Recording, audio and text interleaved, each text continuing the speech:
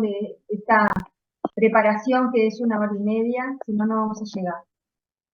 Bueno, les agradecemos y pueden prender sus cámaras, así los vamos viendo. Necesitamos conocerlos, necesitamos poder interactuar y lo mejor es podamos ver. ¿Sí?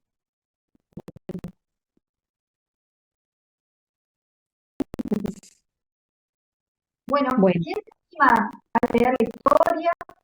Y empezamos, traten de hacerlo de forma compartida, así vamos comentando.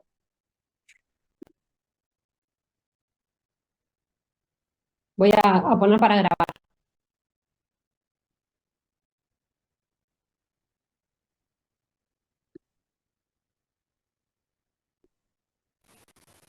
Recording in progress. Bueno, alguien que lea la historia nomás.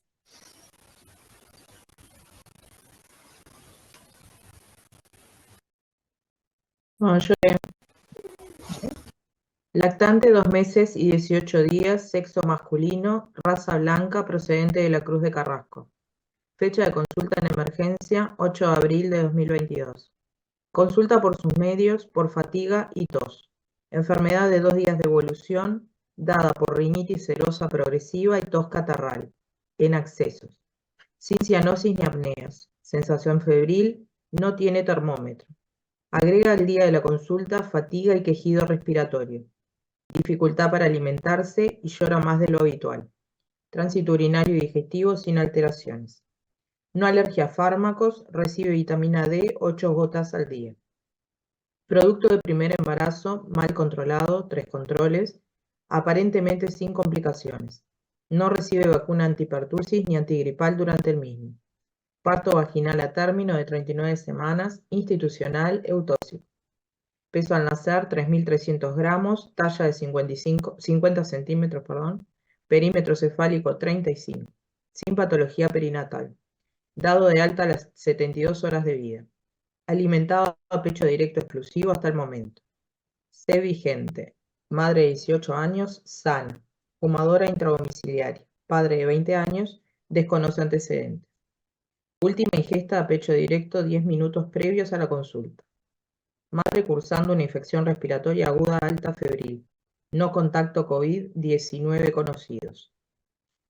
Nuestro núcleo familiar compuesto por madre, abuela y abuelo maternos de 48 años. Tío materno, 14 años. Recibe asignación familiar. Casa de material, cuenta con luz, agua y saneamiento. Al examen físico en departamento de emergencia, irritable, llanto casi continuo, cornaje nasal intenso, tiraje supraesternal y subcostal. Constantes vitales, temperatura de 38 grados, frecuencia cardíaca 140 latidos por minuto, frecuencia respiratoria 70 respiraciones por minuto, saturando 95% espontáneamente al aire. A, el ABCDE en A, vía aérea permeable y sostenible. B, tirajes altos y bajos, aumento del diámetro torácico antero-posterior, hipersonoridad generalizada, estertores subcrepitantes finos en ambos campos pulmonares, escasas sibilancias al final de la expiración. Ritmo regular de 150, ruidos bien golpeados, silencios libres, punta cardíaca en cuarto espacio intercostal, línea media clavicular, pulsos periféricos presentes y simétricos. En lo neurológico, un Glasgow de 15, pupilas normales, una fontanela normotensa, sostén cefálico incompleto. A la exposición, piel coloreada, sana, no cianosis, bien coloreada, sana, no cianosis, pliegue normoelástico, bucofaringe, faringe congestivo. Y la primera pregunta es: aplica el triángulo de evaluación pediátrica y realice el diagnóstico del estado fisiopatológico del paciente. ¿Qué prioridad asistencial le otorga de acuerdo a mí?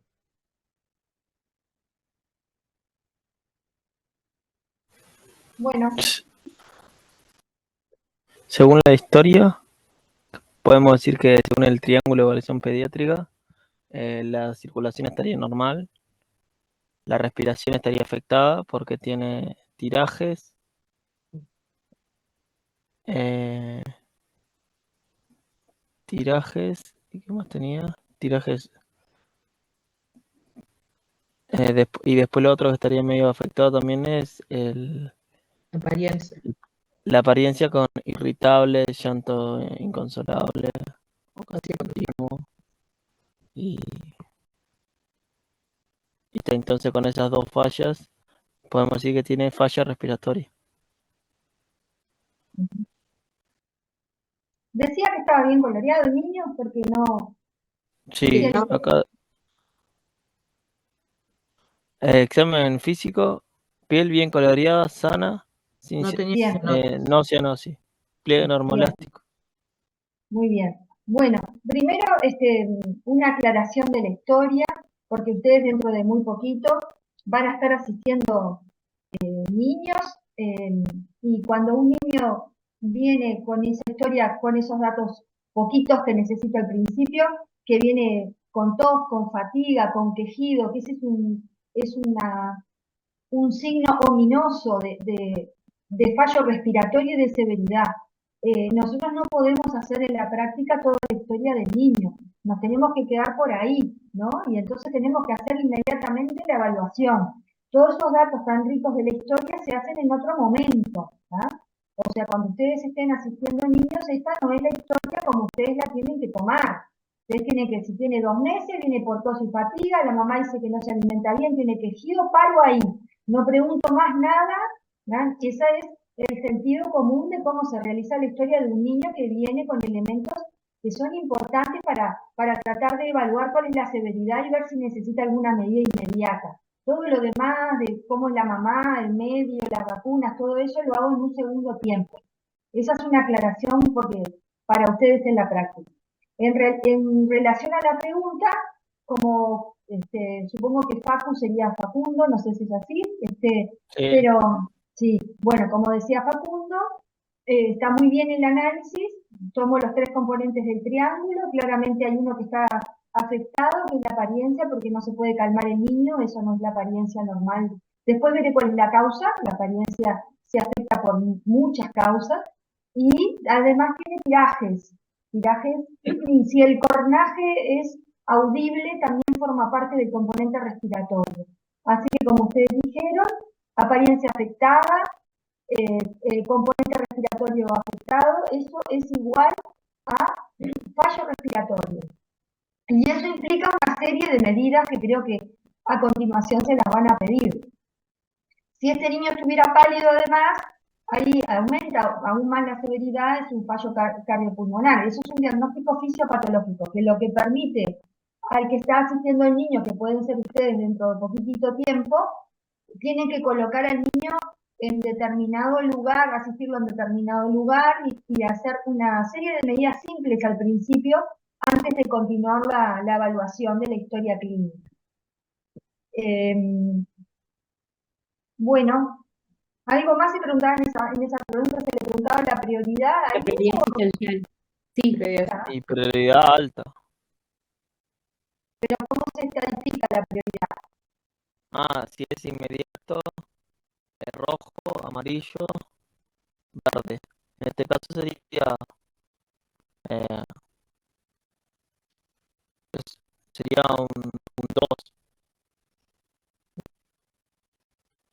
Bien. ¿Qué opinan los demás? ¿Qué les parece? ¿Qué cosas? No, claro, no, 2 no. Está bien, Sí, es un 2, sí. está bien, es un 2. ¿Y cómo decidieron que era un 2, un nivel 2? ¿Cuáles son las variables que utilizaron para establecer la prioridad? La prioridad, cuando les pregunten en la prueba prioridades, están preguntando el nivel de triaje, ¿sí? ¿Y cómo se establece el nivel? ¿Qué consideraron? Según los polos del triángulo de evaluación pediátrica, Según lo que nos por ejemplo, dice.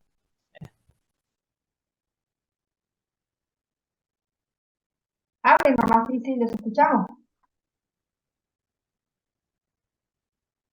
Según lo que nos da. Sí, perdón. Habla, no, Facu. es lo mismo que vamos a decir.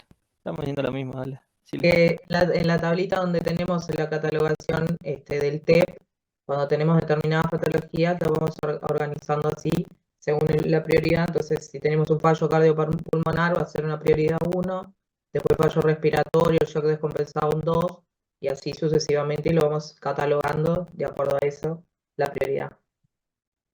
¿Es lo único que se utiliza para catalogar el nivel de triaje, el triángulo? Eso que estás diciendo, Alejandra, es muy correcto, pero ¿es lo único que se utiliza? O sea, hay algunos países del mundo que sí, que solo clasifican con el triángulo, pero en nuestro país se incluye como una herramienta más que debe ser considerado para el nivel de triaje, pero no es la única. ¿Qué más se toma en cuenta? ¿Recuerdan ese primer teórico que tuvieron? Que les hablamos de evaluación inicial, de cómo es la asistencia en la urgencia y de los Sí. niveles de triaje. Sí, ¿Alguien más que lo el recuerde? TEP y el ABCD. Claro. Para el ABC, esa es la evaluación de urgencias del médico, pero para el nivel de priorización, acuérdense que el tiempo que se utiliza para clasificar un paciente nunca puede ser mayor a 5 minutos. Entonces tienen que ser cosas simples. ¿Ah? Ahí está. Jonathan agrega de que es un niño pequeño. La edad tiene mucha importancia también. ¿Ah? Si este paciente tuviera un fallo pulmonar, un fallo respiratorio, pero fuera, por ejemplo, un niño asmático de 10 años, donde tal vez los signos vitales no están muy afectados, y como es un niño grande, podría clasificar como un 3, solo, porque lo determina solo el triángulo, pero el triángulo es el nivel de la base. O sea, cuando el triángulo les da 3 o les da 2, no hay ninguna variable que lo pueda modificar en transformar el 3 en 4 o el 2 en 3 o en 4. Pero hay algunas otras variables, como son la edad o los signos vitales fundamentalmente, pueden hacer que ese nivel que lo estableció el triángulo se transforme en un nivel de prioridad más alto. Entonces, en este caso se tienen que ir a fijar en cómo están las constantes vitales. ¿Tá? Recordar que varían de acuerdo con la edad, ¿tá? Pero este solamente porque es un niño menor de 3 meses y el triángulo, hicieron ese análisis correcto, lo transforma en un 2. O sea, el triángulo más la edad del niño lo transforma en un 2. ¿Se comprendió? Sí. Sí, Profe, en un Bueno. 2 o en 1. No, en un 2. El Ah. 1 en general lo determina directamente el triángulo, cuando los 3 están afectados. ¿Ah? Es ese niño que, bueno, que tiene sus 3, sin llegar a estar en una situación de paro cardiopulmonar, o sea que requiera soporte vital, no es necesario llegar a ese extremo. El nivel 1, voy a poner algunos ejemplos, es el niño que ustedes están asistiendo, por ejemplo, que viene en crisis. Está en convulsión. No despierta el llamado, está deprimido. ¿No? Es un niño que tiene intenso trabajo respiratorio, que está extremadamente pálido, está, por ejemplo, con su apariencia afectada porque perdió el tono o porque no responde bien. Alguien ponía ahí la escala de la BPU porque, bueno, solo despierta la voz. Ese niño también es un nivel 1. ¿No? O el niño que tiene fallo hemodinámico, que viene con una hemorragia en curso, esos pacientes son niveles 1. Este paciente que tuviera cianosis sería nivel 1 y no sería tan raro que tenga cianosis, ¿no? Porque Ahí ahí tendría está. afectado los 3 lados.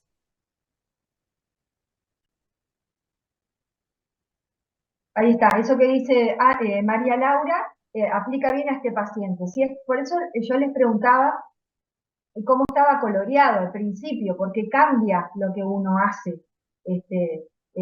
Es más común la palidez en el conjunto de los niños que tienen enfermedades respiratorias que la cianosis. Pero para el triángulo tiene el mismo sentido. Está pálido o cianótico o piel reticulada. Recuerdan, eran las 3 cosas.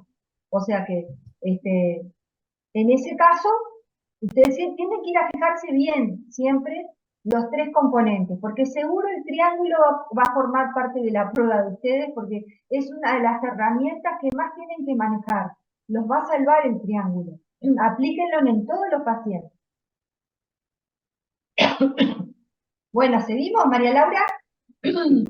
Sí, perfecto. Seguimos.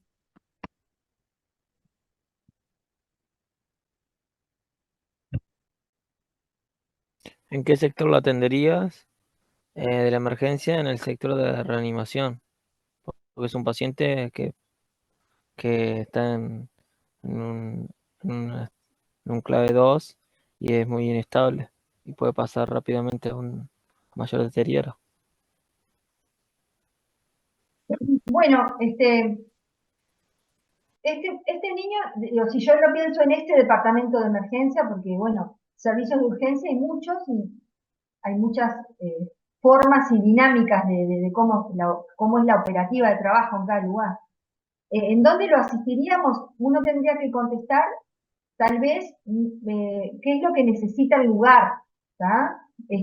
Yo no lo pondría en la unidad de reanimación porque este niño todavía no le hicimos nada. Tal vez con algunas pocas cosas mejore, ¿tá? Pero sí necesitamos asistirlo en un lugar donde tenga una forma de monitorizarlo, donde haya una fuente de oxígeno, donde haya una fuente de aspiración, donde esté cercano a una unidad de estabilización y reanimación si lo necesitamos. ¿Ah?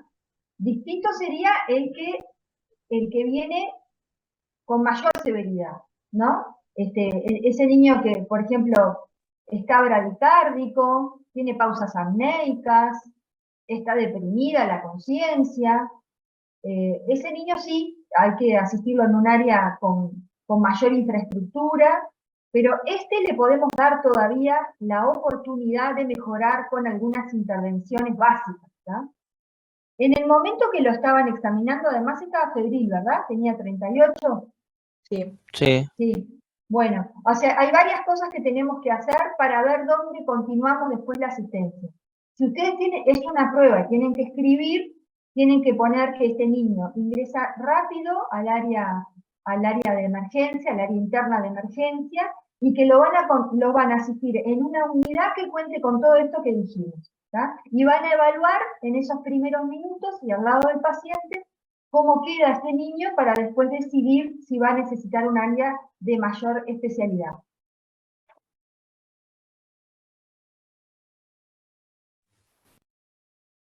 Bueno, sigan.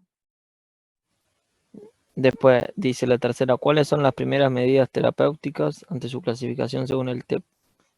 Según lo que clasificamos el TEP, posicionar al niño, como decía la doctora también, a hacer aspiraciones, como tiene fiebre, darle antitérmicos, de pirona, Oxígeno. Oxígeno terapia. oxígeno, como dijo la compañera, máscara de flujo libre o canalera nasal.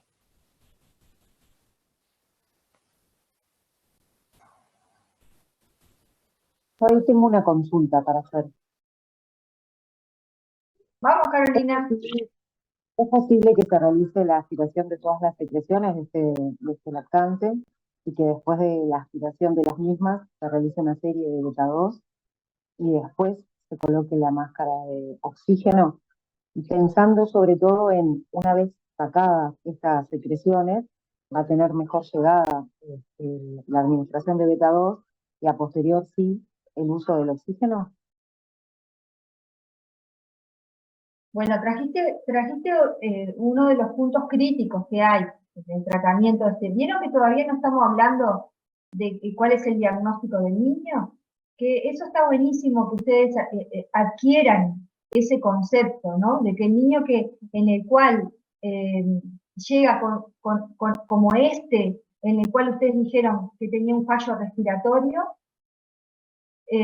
mi primer objetivo no es hacer el diagnóstico de lo que le pasa a este niño. Mi primer objetivo es tratar de estabilizar lo que detecté como un problema. Entonces, por ahora ninguno de nosotros ha hablado del diagnóstico. que en definitiva el diagnóstico lo dio el título del encare, pero si ustedes lo estuvieran viviendo a este paciente, podría ser una bronquiolitis, pero podría tener otros diagnósticos diferenciales. Por eso es tan importante que no queden anclados a un único diagnóstico, porque si no, nos podemos equivocar. Tenemos que siempre en la urgencia tener varias hipótesis diagnósticas, aunque muchas veces el diagnóstico definitivo de salida del niño parece bien claro en el primer contacto. Pero en este caso, el problema es la falla respiratoria. Entonces nosotros tenemos que hacer todas las medidas tratando de revertir esa situación. Todo lo que dijeron hasta ahora está bien. Ojo que en la prueba les pueden preguntar, haga las indicaciones a enfermería, o sea que no alcanza con que ustedes digan antitérmico o dipirona, sino que digan cuánto le van a hacer y para eso necesitan cuánto pesa el niño, ¿tá? O sea, pongan la secuencia de las acciones como que ustedes lo estuvieran viviendo y pónganlas todas. En este caso sería posicionar, está correcto, ¿tá? Aspirar secreciones y ya aprovecho y saco secreciones para estudio virológico, o sea, tengan sensatez en lo que escriben. Bajar la temperatura también es una prioridad, necesito saber cuánto pesa para poner el fármaco, en principio lo voy a poner bioral, voy a intentar ponerlo bioral, ¿tá? Después tenemos ahí dos cuestiones, es si tiene indicación de colocar oxígeno al principio, sí o no, y si vamos a hacer prueba de beta 2 o no, en el entendido de que parecería que hay broncoobstrucción. Acá podemos dar opinión, yo puedo dar la mía, ¿no? Hay muchos trabajos de estos últimos años que han advertido que los broncodilatadores, en principio, si este niño tuviera una bronquiolitis, se discute el lugar que ocupan, sobre todo en los niños pequeños, ¿tá? Es verdad que la inmensa mayoría de los trabajos incluyen niños que no tienen severidad. Esa es una realidad también y es reconocida por los propios autores que la escribieron. La mayoría de los niños no son severamente afectados, porque cuando uno tiene un niño con mucho trabajo respiratorio, uno intenta todo tratando de revertirlo. Entonces, lo que nosotros tenemos que hacer es poner en la balanza. En este niño, que es un niño menor de 3 meses, la respuesta a los broncodilatadores es casi nula. Entonces, si ustedes quisieran hacer en este niño, por ejemplo, 2 inhalaciones y probar si con todo lo que ustedes hacen, posicionarlo, aspirarlo, ahora vemos lo del oxígeno, bajar la temperatura, con todo eso solo mejora sin los broncodilatadores, eso sería correcto porque está un poco más alineado a las recomendaciones actuales, ¿no? En general, justo hay un trabajo que es de este año, que está muy interesante y se los cuento, que muestra la variabilidad que tiene el diagnóstico de bronquiolitis y cuál sería la población que realmente se beneficiaría de los beta 2. Y está definido que son los niños mayores de 6 meses que tienen determinadas características, antecedentes familiares de asma, porque esa puede ser su primera expresión del asma, o que hay algo de atopía, en los niños que tienen crisis de moderadas a severas, en lo cual lo que se acepta es que hagamos una prueba. Pongamos beta 2 y miremos la respuesta y vemos si baja o no el puntaje que le adjudicamos. En este caso, me parece que ustedes, si lo justifican bien, no está aprobado hacer beta 2. Es un niño chiquito, tiene muy pocas posibilidades de responder, se juega a todo lo demás, a todas las medidas de soporte que ustedes hagan, ¿tá? Lo otro que se tiene que plantear es si está indicado o no en esas primeras medidas que ustedes van a poner el hemoglucotest. Que acuérdense que es una regla de la emergencia que cuando la apariencia está afectada, si además es un niño pequeño y que no se alimenta bien, va en ese primer tiempo. O sea que además de lo que pusieron y que les falta la monitorización, que forma parte de la conducta inicial, con qué lo van a monitorizar, creo que estaría bien hacer un hemoglucotest y no le pondría beta 2. No sé cuál es la opinión de María Laura, qué es lo que ella piensa y demos opinión los demás si quieren también. Totalmente de acuerdo, Patricia. En este niño más que no tiene hecho ninguna medida, me parece perfecto hacer primero todo lo que no es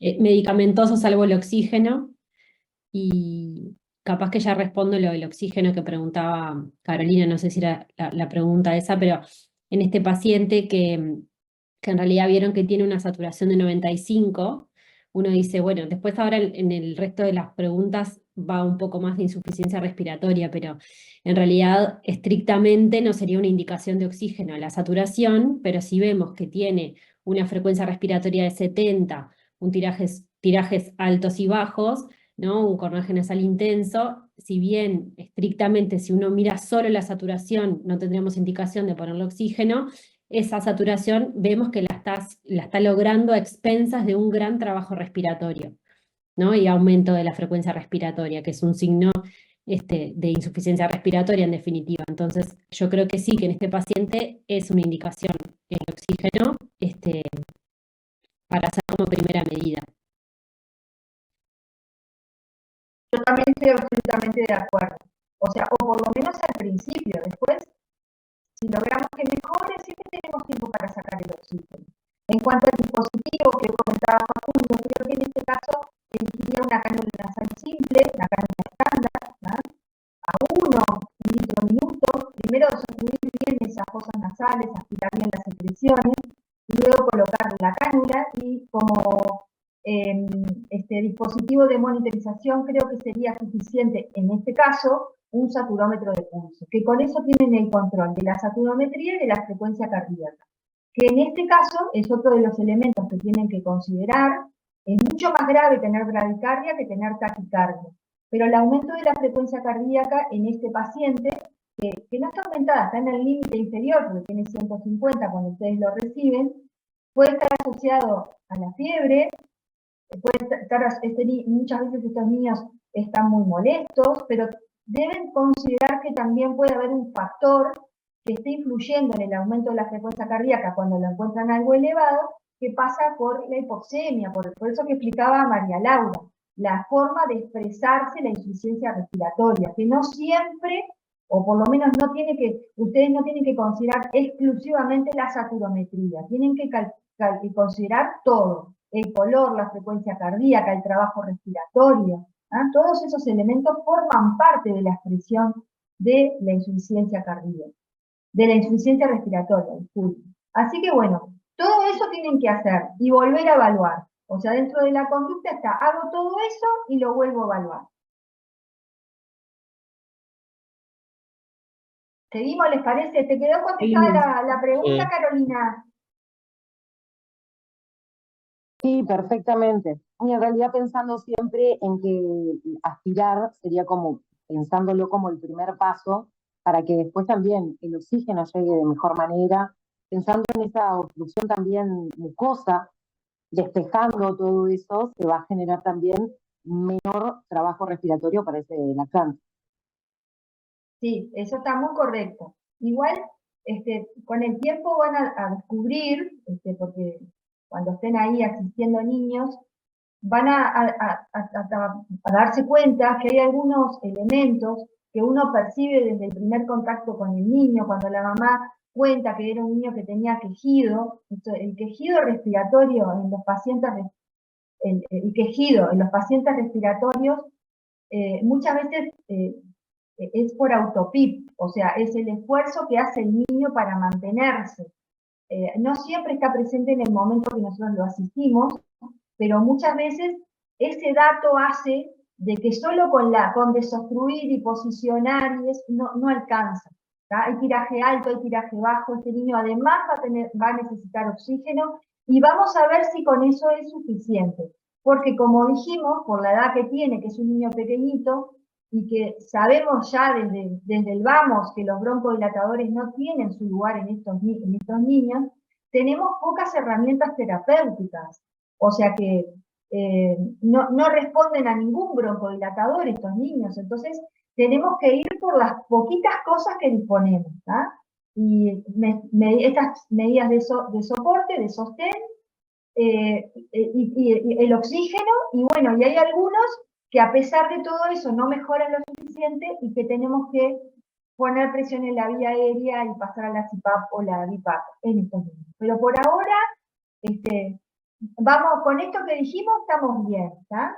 En algún momento se les va a preguntar la evolución y ahí ustedes tienen que saber que disponemos de terapia de alto flujo y de ventilación no invasiva, que en los niños que están más severamente afectados son dos herramientas que tenemos para lograr lo que dura el periodo de estado de esta enfermedad, sostenerlos en lo respiratorio, ¿tá?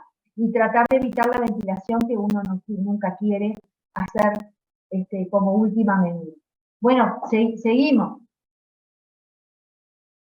Una pregunta, si tiene broncoespasmo, ¿ahí sí daría el broncodilatador?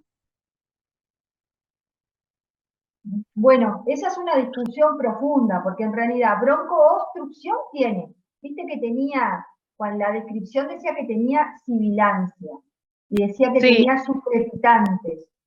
Pero, si uno se pone estricto, broncoespasmo, ¿no? Que es lo característico, la hiperreactividad que tienen los niños asmáticos o los hiperreactivos, no es lo que esperamos como mecanismo predominante en este paciente. Esa sería como la diferencia de por qué en algunos pacientes como los asmáticos es la primera línea hacer broncodilatadores, y en los chiquitos en el curso de una infección respiratoria, donde el diagnóstico más probable es bronquiolitis, uno no apuesta a los broncodilatadores porque el mecanismo no es el espasmo bronquial. No es la respuesta de la contracción del músculo liso del bronquio. Son otros los mecanismos, que creo que se los preguntan ahí en la prueba, así que los vamos a ir analizando. ¿Te pude contestar, Eloisa? Perfecto, muchas gracias. La fisiopatología es otra, por eso la indicación. Estamos perfectos. Lo que sucede en ocasiones, y aprovecho a decirlo acá y no lo toco más, esa es una discusión en el mundo, es que en los países que tienen alta prevalencia de asma, nosotros tenemos intermedia alta, casi el 20%, uno nunca sabe cuándo la primera expresión de ese paciente asmático va a ser en la edad del lactante, por ejemplo. Entonces, ustedes pueden tener un niño que tiene 6, 7, 8 meses, que tiene un primer episodio de broncoobstrucción en el contexto de una infección respiratoria febril, y vamos a estar tentados a hacer el diagnóstico de bronquiolitis y manejarnos con las pautas de la bronquiolitis. Pero, ¿cuál es la dificultad? Que capaz que es su primera expresión del asma. Entonces, por eso hay un porcentaje de niños más grandes, no este que es chiquitito, que está bien probar los broncodilatadores porque van a responder. Si hay severidad, porque los niños que tienen crisis leves, está bien claro que no tenemos que usar broncodilatadores, ¿tá? Porque responden solo a las medidas estas básicas que estamos hablando. ¿Estamos bien? Sí, perfecto. Sí, perfecto. Bueno, ¿seguimos? Sí.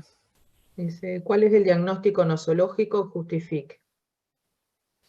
Según el paciente, que es un lactante menor de 6 meses, sexo masculino, con síntomas respiratorios como tos, fatiga, tirajes altos y bajos, tos en exceso, con sensación febril, que tiene fiebre. Podemos hacer un diagnóstico positivo de infección respiratoria baja o bronquiolitis, que el diagnóstico es clínico y no necesitas ninguna paraclínica para confirmar el diagnóstico. Bien, Facundo, creo que estamos todos de acuerdo en el diagnóstico. Yo creo que acá lo difícil, o me parece que está bueno para que tengan en mente, es más, no es como no poner todas las características que tiene la infección o la enfermedad actual del paciente, sino qué cosas son las que a mí me hacen realmente hacer el diagnóstico, ¿no? Por ejemplo, si tiene fiebre o no tiene fiebre, no es un criterio para decir que es una bronquiolitis, ¿no? O sea, esto le va a pasar en todas las enfermedades, no describir todos los signos y síntomas que tiene el paciente, sino decir cuáles específicamente son las que me hacen hacer diagnóstico. Que en este caso, a ver, capaz que alguien más lo puso por ese lado. No está mal tu respuesta, Facundo. También, Sí, Por ser también el que es primer episodio. el primer episodio en un niño menor de 2 años y que fue precedido de un y de cuadro. curso agudo. Claro, que fue precedido de un cuadro respiratorio previo y después este fue que instaló la parte respiratoria baja, que puede estar o no acompañado por fiebre, todo ese cuadro prodrómico previo y que presenta la polipnea, tirajes. Perfecto.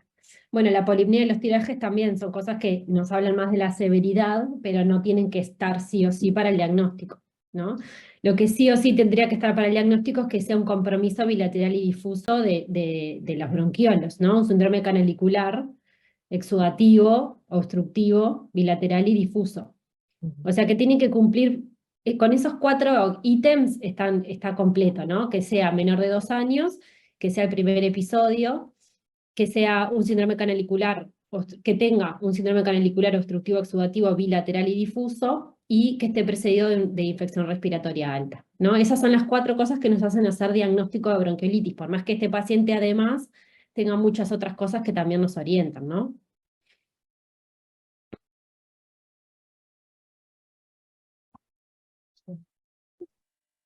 Bien, ¿alguna pregunta de esto o alguien quiere decir algo más?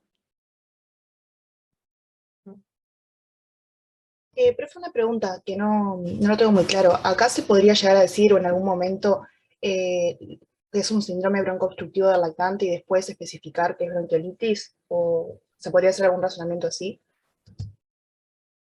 Lo que Sí. pasa es que acá ya te pide el diagnóstico, ¿no? No está mal ese término, pero ese término es como una agrupación, como si te dijera una agrupación sindromática. Ah, perfecto, gracias. Acá les preguntan el diagnóstico nosológico, que uno diría, volviendo a lo que comentaba Facundo, el diagnóstico es clínico de la bronquiolitis. Sí, es clínico. Hay que considerar, como siempre, de que hay algunos elementos que siempre nos tienen que generar la duda. O sea, la duda en el sentido de que cuanto más pequeño es el niño, más severamente, o está muy severamente afectado, a veces hay diagnósticos diferenciales que no son claros, no son fáciles de diferenciar, ¿no? Como por ejemplo, en esta historia, este niño que venía con tos en acceso, la mamá no tenía vacuna, a veces uno se lleva sorpresas y después encuentra que es una infección por Bordetella pertussis, tiene una radiografía y bueno, hay infiltrados y no hay tanta diferenciación, pero todas esas cuestiones que son un poco más afinadas, de cómo se evalúan en el diagnóstico definitivo de los pacientes, no son muy para ustedes, me parece a mí. Ustedes tienen, si les preguntan el diagnóstico nosológico, porque le están preguntando algo que quieren que ustedes escriban lo que seguramente tiene este paciente. Les dieron todos los datos para pensar que seguramente este paciente lo que tiene es una bronquiolitis. Porque como decía Laura, tiene la edad, agárrense de lo que necesitan para el diagnóstico, ¿no? Hay hiperinsuflación, hay muchos elementos que hacen pensar en bronquiolitis. Hay obstrucción, tiene menos de 2 años, es en el contexto de una infección respiratoria, ¿tá? Entonces uno pondría así, este niño que es un síndrome broncoobstructivo del lactante, sí, es en su primer episodio, en un contexto de infección respiratoria, que se acompaña de todo eso, este niño clínicamente tiene una bronquiolitis. Eso sería como habría que poner. Que después uno en la práctica se encuentra que de cada 100 de estos 98 son bronquiolitis y 2 son otra cosa, también es cierto. Pero para ustedes, este niño en principio tiene una bronquiolitis. Ahora, si este lactante de 2 meses y 18 días fuese su tercer episodio, ahí sí podría decir que este síndrome respiratorio es un síndrome canalicular obstructivo, exudativo, difuso y bilateral, y buscaré después su etiología. Pero ya dejó de ser una bronquiolitis, ¿no? O Por sea, el punto de definición, corte hasta 2 episodios, no uno solo. bien. Esa fue Igual una hay algunos que discusión dicen que larga. es hasta 2, ¿o no? Sí, hasta hace poco tiempo, pero bueno, ahora ya hace bastante, hay como consenso y acuerdo de que es el primer episodio. Inclusive la última actualización de la Academia de Pediatría, que ya lleva muchos años, porque es del 2014, también hablaba del primer episodio. También había discusión en la edad, si era solo los menores de 1 año o los menores de 2 años. Todo eso ha estado en discusión, pero A veces hay algunos trabajos que muestran opiniones de expertos y acuerdos, y si hay un elemento en la cual la inmensa mayoría de los autores está de acuerdo, que es considerar el primer episodio, ¿tá? Ya en el segundo, yo creo que igual para la prueba no los van a confundir. Si quieren, se le van a poner un niño que quieren que ustedes vayan por el camino de la bronquiolitis, le van a poner que sea un lactante con su primer episodio, que no haya duda, ¿tá? Si es el segundo, el tercero o más, uno habla en la urgencia se habla de lo que es el SBOR, que no es lo mismo que el SBOL, que es el síndrome broncoobstructivo recurrente. Y ahí entonces uno se plantea si el niño es un hiperreactivo, si es, es un niño asmático que debutó de lactante, si tiene otras causas, si hay reflujo, si es un fibro quístico, si hay muchas otras cosas. Pero en este caso es más simple, porque es un niño que está en la edad, que es su primera vez y que cumple con todos los criterios para la definición. Así que si ustedes lo justifican así, se llevan todo el punto de la respuesta, porque esa es la definición de bronquiolitis, y está muy bien. ¿Está? Ya, bien. Perfecto. Seguimos. ¿Cómo catalogaría la severidad de la enfermedad y qué instrumentos se valen para la realización del mismo? Yo usé el score de TAL modificado que valora la frecuencia respiratoria, las sibilancias, tirajes y la saturación de oxígeno, y que nos sirve bien para catalogar, para poder catalogarlos en leves, moderados y severos, y en base a eso hacer el tratamiento, lo que vamos a tomar como parámetro, y este niño me daría un 5.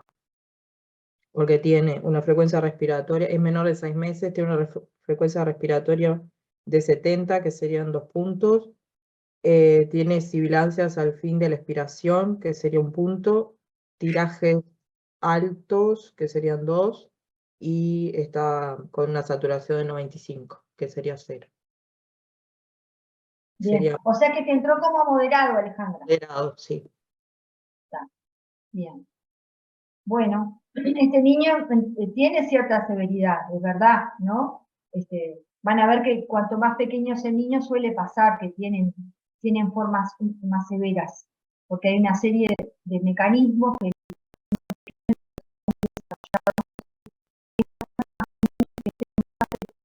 lactantes más grandes. Así que bueno, ¿cómo se contesta esta pregunta? Que hay scores, que el que más utiliza nuestro médico en el promedio en área de urgencia es el tal modificado. Y bueno, si se acuerdan lo pueden calcular, nadie les va a pedir que sepan cosas de memoria, ¿no? La falla respiratoria también es un elemento que uno debe tener en cuenta para evaluar la severidad de un niño con una infección respiratoria.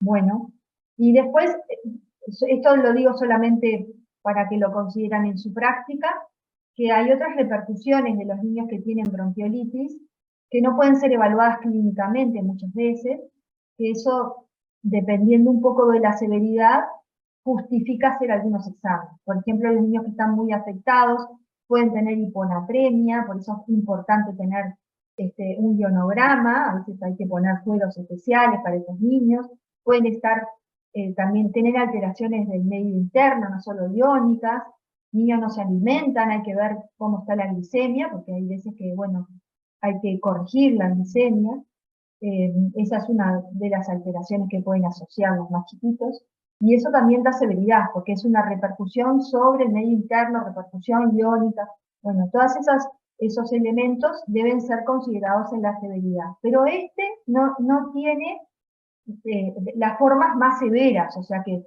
en principio si mejorara con eso que le hicimos, con lo que ustedes le pusieron, tal vez no tengamos por qué ir hacia el laboratorio. Ojo que me tengo que quedar al ladito del niño para ver cómo responde, ¿no? Y ver qué pasa con él, a ver si necesito algo más. Y lo otro que le da severidad que este niño no tenía es si había tenido episodios de cese de respiración, apneas, cambios del tono, cambios de color, que siempre debe ser detectado en la historia clínica, porque eso es lo que le da mayor riesgo al niño y severidad. Siempre hay que preguntar, si dejó de respirar, si cambió de color, si puso pálido, cianótico, que además el hecho de que tenga esos elementos no solo le da severidad, sino que a veces nos obliga a considerar también otros diagnósticos diferenciales como la infección por Bordetella pertussis en un bebé pequeñito que no hay inmunización materna, ¿no? ¿Estamos claros por ahí? Sí. Sí. Sí, sí. Y el quejido que tú dijiste, ¿no? Que le agrega gravedad, ¿no? Sí, eso es verdad, yo lo mencionaría, está bien. Es indiscutible que lo tienen que poner, si les ponen un paciente con quejido, cuando ustedes lo están examinando, tiene quejido, eso es de las primeras cosas que tienen que poner como seguridad del niño, ¿tá? Que vieron que hay veces que uno siempre tiende a pensar que el quejido es porque el niño está con fiebre o porque puede haber un compromiso pleural, y en realidad eso no está bien. Primero que una cosa es un niño quejoso y otro es un quejido, el verdadero quejido, ¿no? Que en un paciente como estos, con semiología bilateral, difusa, un patrón más obstructivo, como tiene este niño, típico de la bronquiolitis, eso va más por autopista, era lo que yo les explicaba, ¿no? Es el esfuerzo que hace el niño glotis cerrada para poder respirar mejor. Pero no lo constataron en el momento que lo examinaban, así que si lo ponen en este punto me parecería correcto, que bueno, lo del escordital, las consideraciones de la falla respiratoria y el antecedente de quejido como para catalogarse de bien. Está bien. Digan nomás, adelante, que van bien. Solicitaría estudios paraclínicos en la emergencia. ¿Cuáles? Justifique la utilidad de cada uno de ellos.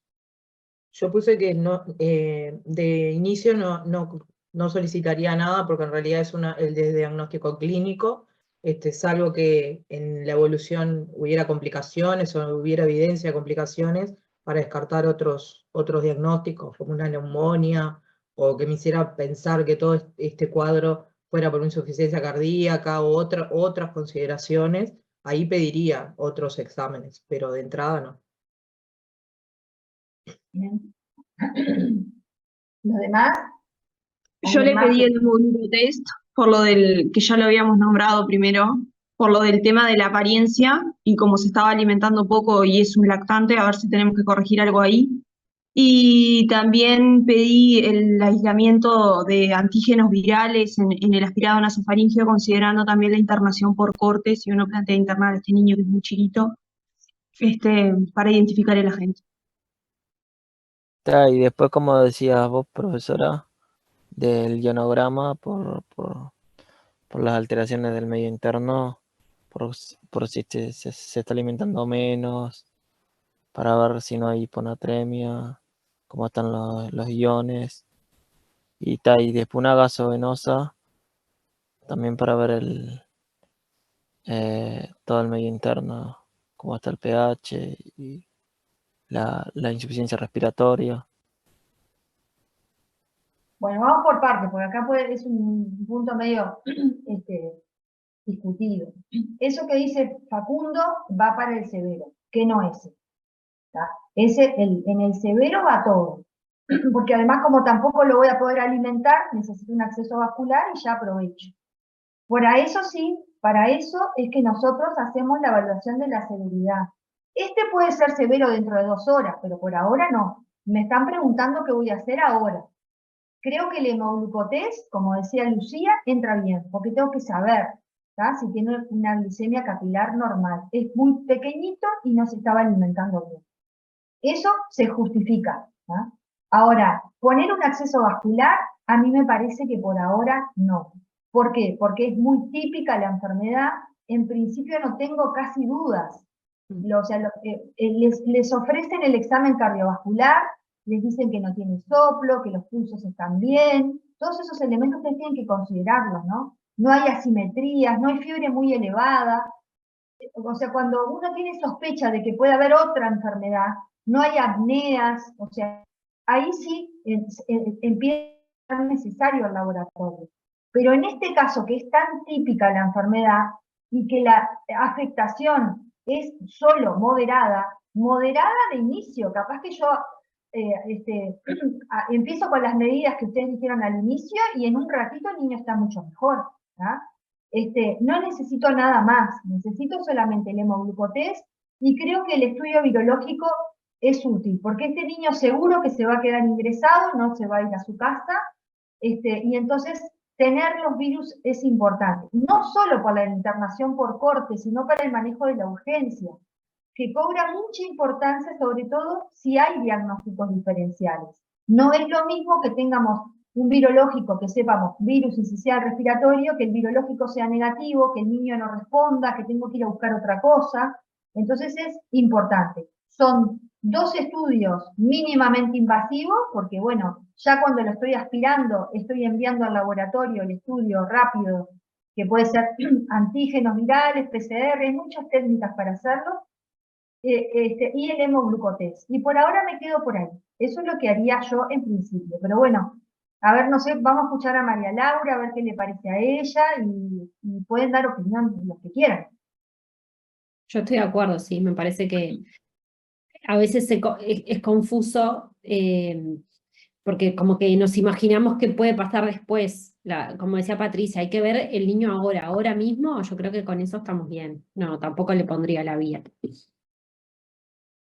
Distinto fuera que a ustedes les ponen un niño que está pálido, está cianótico, está hiporreactivo, o sea, no tenemos más remedio, que tenemos que tener una vía.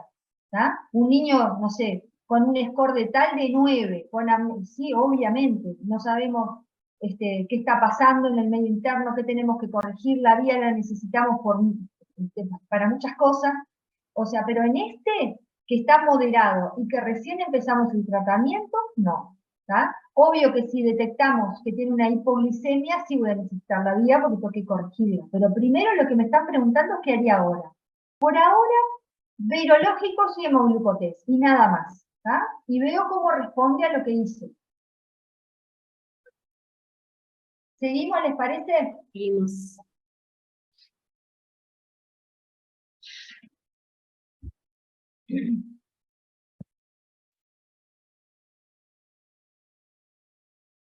¿Quién sigue?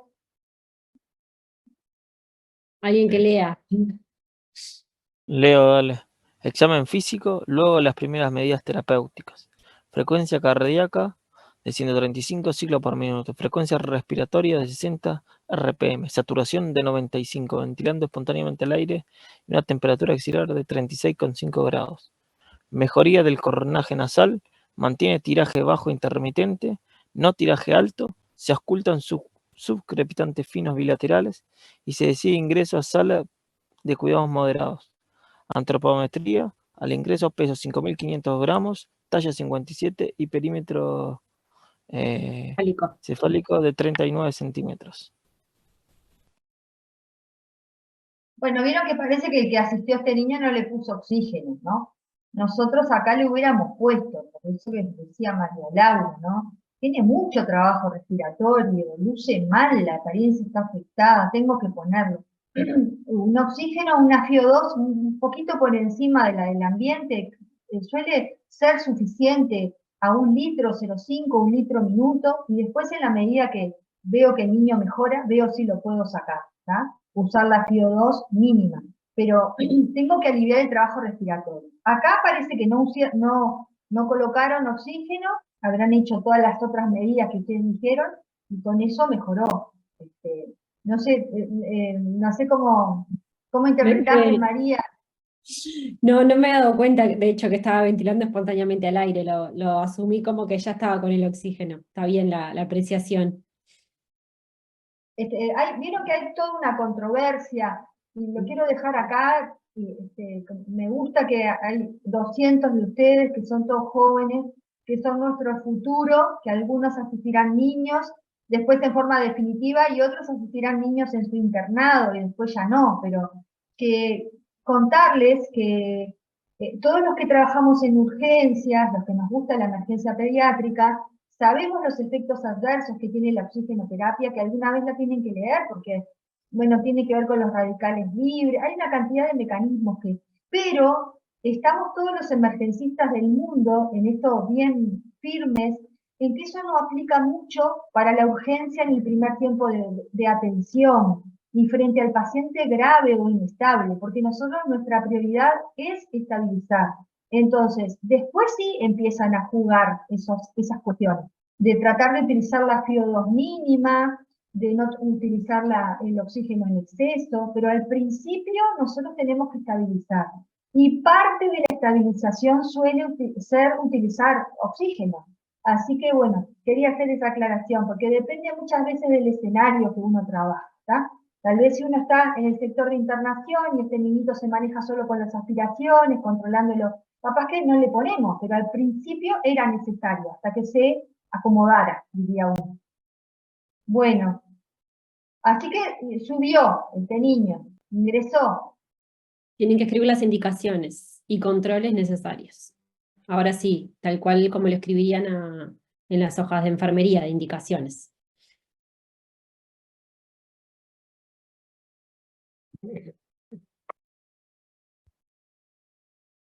¿Alguien más que se anime?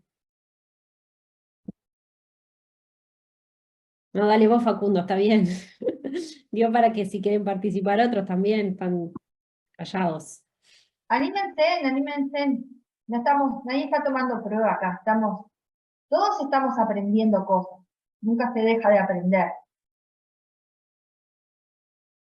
Las indicaciones le dirías posicionamiento del niño a 30 grados en la cama. Después oxígeno con canula nasal, 1 litro minuto.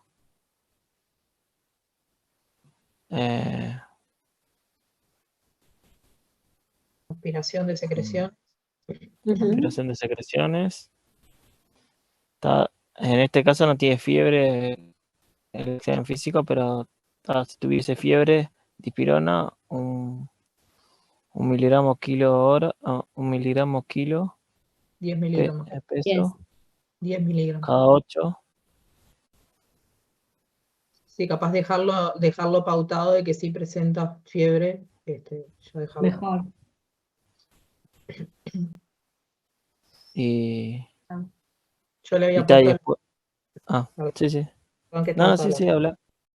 la alimentación que sea fraccionada, o sea, porque el niño, para que esos momentos que está respirando, que pueda comer pero poco, para evitar los vómitos.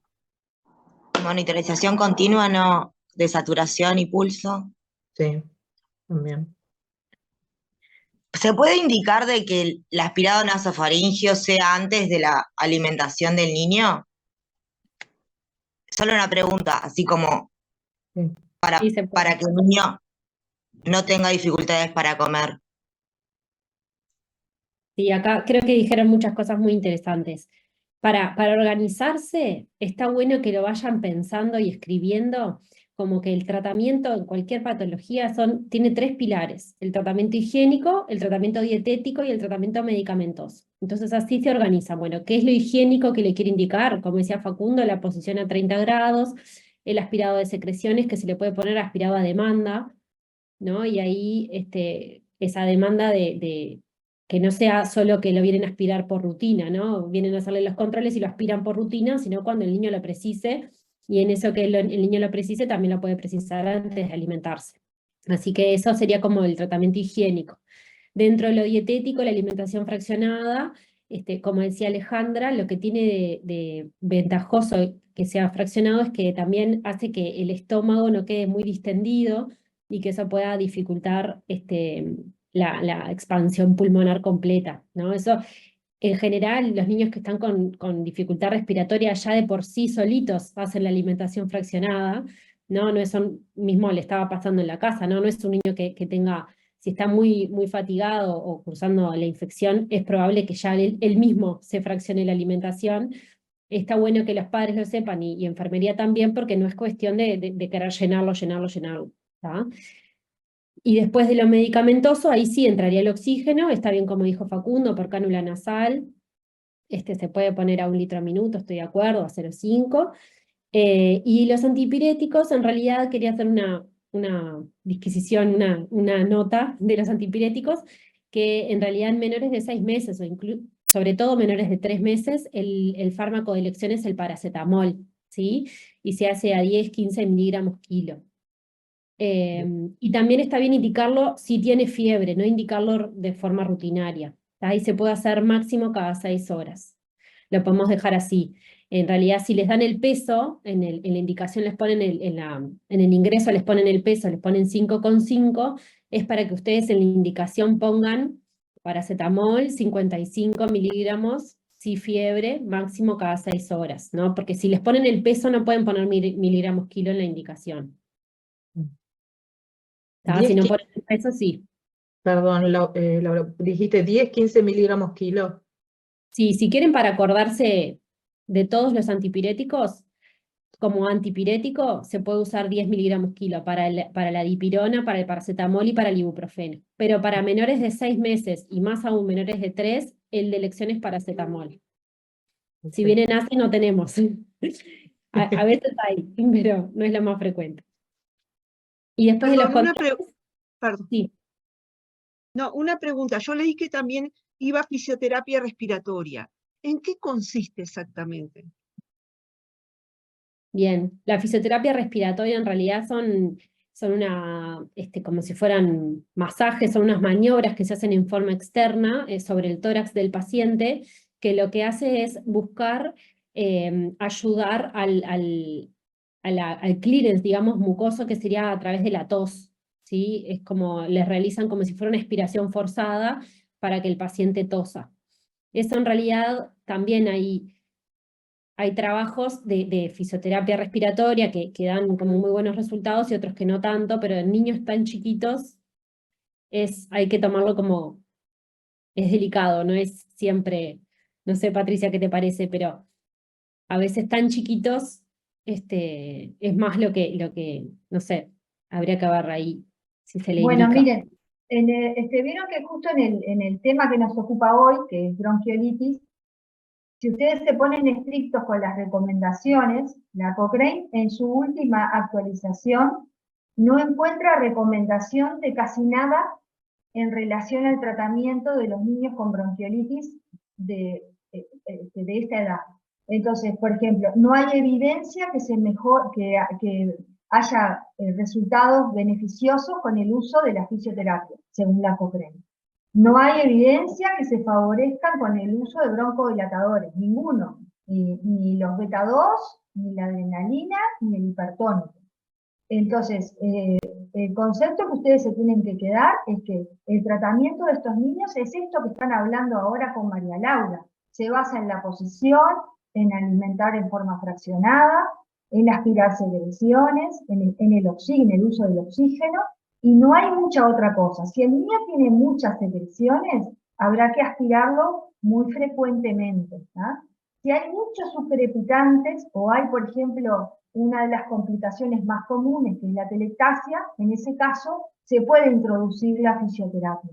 Pero no hay recomendaciones genéricas del uso de la fisioterapia cuando hablamos de bronquiolitis. Creo que, bueno, eso es lo que dice la evidencia, las guías de recomendación. En la práctica, cuando un niño no mejora lo suficiente, lo que hacemos los médicos es intentar todo lo que está a nuestro alcance. Pero bueno, esas son las recomendaciones y sería lo que ustedes tienen que escribir en la prueba. Si les pusieran, por ejemplo, en la prueba un niño con bronquiolitis y que en la evolución el niño aumenta el funcional, se hace una radiografía, que hasta ahora no hablamos, dijimos que no era necesaria porque esta enfermedad parecería que es muy típica su presentación clínica y no tengo dudas de otros diagnósticos, ustedes hicieran una radiografía y ven una telectasia, en ese caso sí, tienen que poner, porque eso permite de alguna forma favorecer la ideación, eso sí hay evidencia, pero para la bronquiolitis no complicada no. No sé si quedó claro, porque esto está discutido en el mundo, entonces hay una discordancia entre lo que hay verdadera evidencia con buen poder, fortaleza y lo que se hace en la práctica, ¿no? En las bronquiolitis en el mundo, por ejemplo, se usa mucho la fisioterapia, pero no hay evidencia de que eso favorece. Muchas gracias. De nada, María. Tengo una consulta. Sí. Dale, Jonathan. En caso de que fuese una bronquiolitis severa, ¿ahí sí probarías con los bronquedilatadores? Mm. Pese a que es menor de 3 meses. ¿En qué edad? ¿A qué edad? Menor de 3 meses, mismo lactante, pero en este caso sería severa. Bueno, ahí en ese caso, tal vez mientras que uno hace todas esas medidas, todas las que uno tiene que hacer, porque severa seguramente, además de posicionarlo y desobstruirlo, rápidamente empieza con terapia de alto flujo. O sea, esa sería como la indicación ya de entrada, como que uno recibe al niño no con un dispositivo de oxigenación estándar, sino con un alto flujo. Capaz que probaría, sí, dentro de la severidad, hacer 2 puffs de beta 2 y ver si con eso puedo desobstruir. Pero no insistiría, eso es lo que es importante el concepto, ¿no? No insistir con algo que no tengo mucha posibilidad de que sea un fármaco de rescate como se utiliza en los pacientes asmáticos. Si el niño tiene más de 6 meses, frente a la severidad, creo que sí intentaría hacer una serie y medir respuesta, o sea, porque apuntaría a ver si en ese niño más grandecito, donde ya tengo hay mayor posibilidad de que los broncodilatadores tengan su lugar, me daría el espacio para hacer beta 2 cada 20 en una hora y probar y volver a medir. Pero en los menores de 3 meses creo que no. O nada, o hacer 2 PUC para el severo y ver si eso mejoró en algo, ¿está?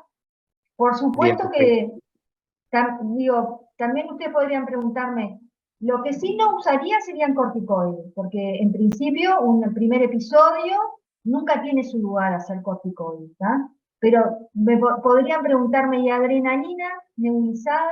Y bueno, quedaría como en el mismo nivel que hacer los beta 2. Podríamos probar cualquiera de las dos cosas, hacer una vez y ver si con eso el niño responde. Algo, si mejora en algo, ¿no? Lo difícil en la práctica, ustedes lo van a vivir, es que como nosotros en estos niños hacemos muchas cosas en simultáneo, porque nuestro objetivo es mejorarlo. O sea, nosotros lo posicionamos, lo aspiramos, le bajamos la temperatura, le ponemos el oxígeno, hacemos todo al mismo tiempo, porque queremos mejorarlo. Entonces, después, cuando vamos a evaluar lo que hicimos, está difícil poder saber qué fue exactamente lo que lo mejoró mucho, porque decimos, bueno, es todo lo que hicimos juntos, ¿tá? Entonces, volviendo hoy a lo que decía Carolina al principio, una cosa buena es, en estos niños, es no usar broncodilatadores, hacer todo, el combo completo, ese y evaluarlo, ¿tá? Si con todo eso mejora, me quedo por ahí, ¿no? Y si se agrava o no mejora lo suficiente, tengo 2 opciones, escalar en el soporte, o entrar el alto flujo ahí, o entrar la CIPAP, y probar los beta 2, porque con lo básico no mejoró. ¿Se entendió? ¿Te pude contestar? Sí, quedó clarísimo. Ahora, tengo otra consulta que va un poco de la mano con lo que decís. Al ser lactantes tan pequeños y como no cooperan mucho, ¿lo harías con puff o nebulizado? Depende de cuál sea el dispositivo que elegiste para oxigenar. Porque, por ejemplo, si tú colocaste una cánula simple, ¿tá? Tenés la boca libre y podés hacer puff con inhalocámara, ¿tá?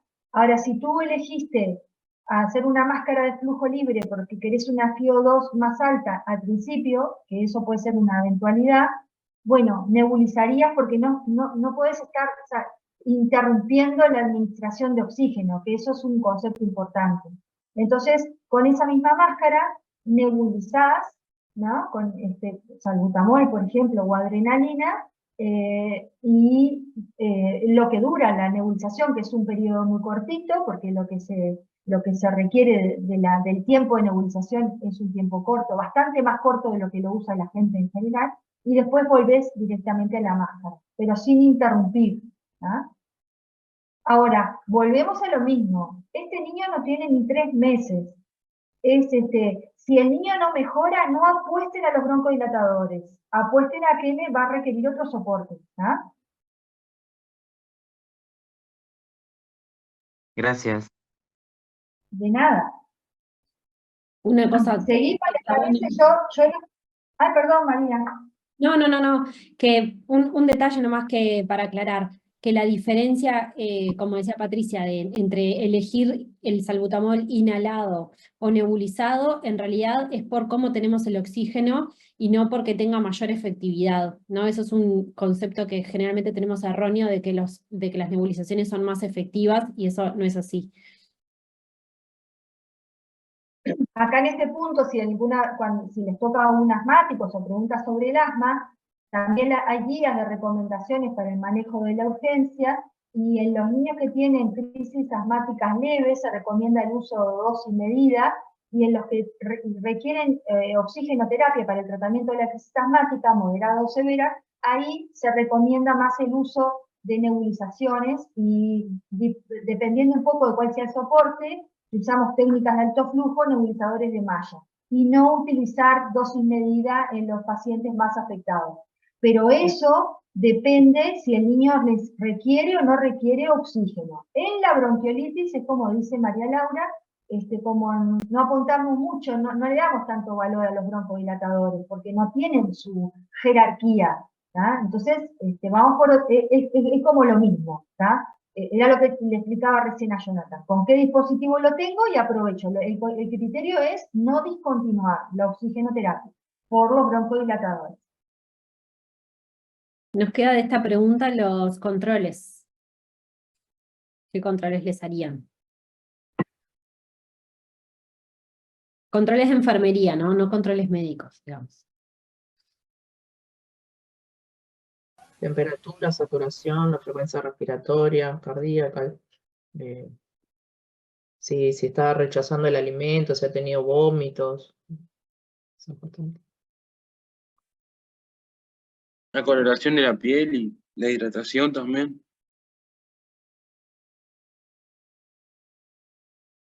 Bien. Perfecto.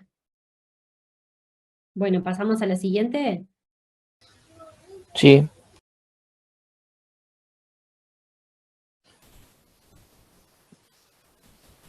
La etiología que se plantearía en este caso sería que es la mayoría de estos lactantes, es el virus sincitial respiratorio, que es más de un 80%. Después pueden haber otros virus, dependiendo de si está mal inmunizado o tiene otra infección, pero la mayoría son por el virus sincitial respiratorio.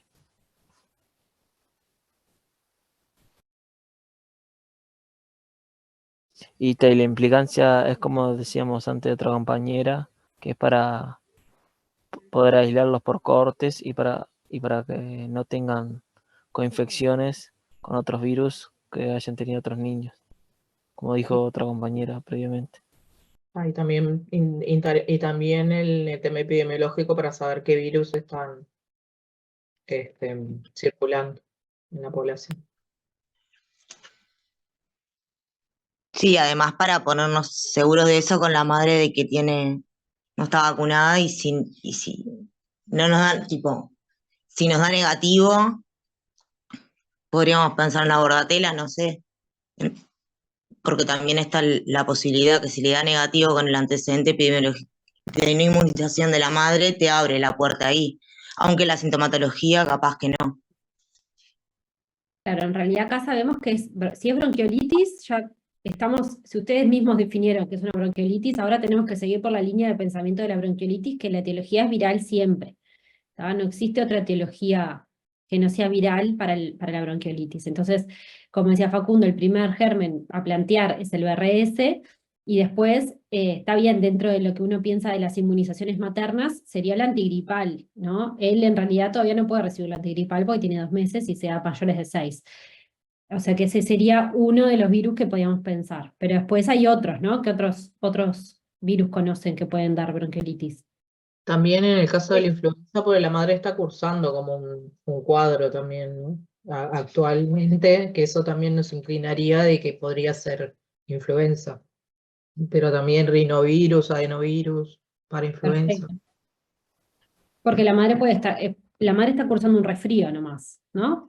Por lo que me pareció. resfrío común.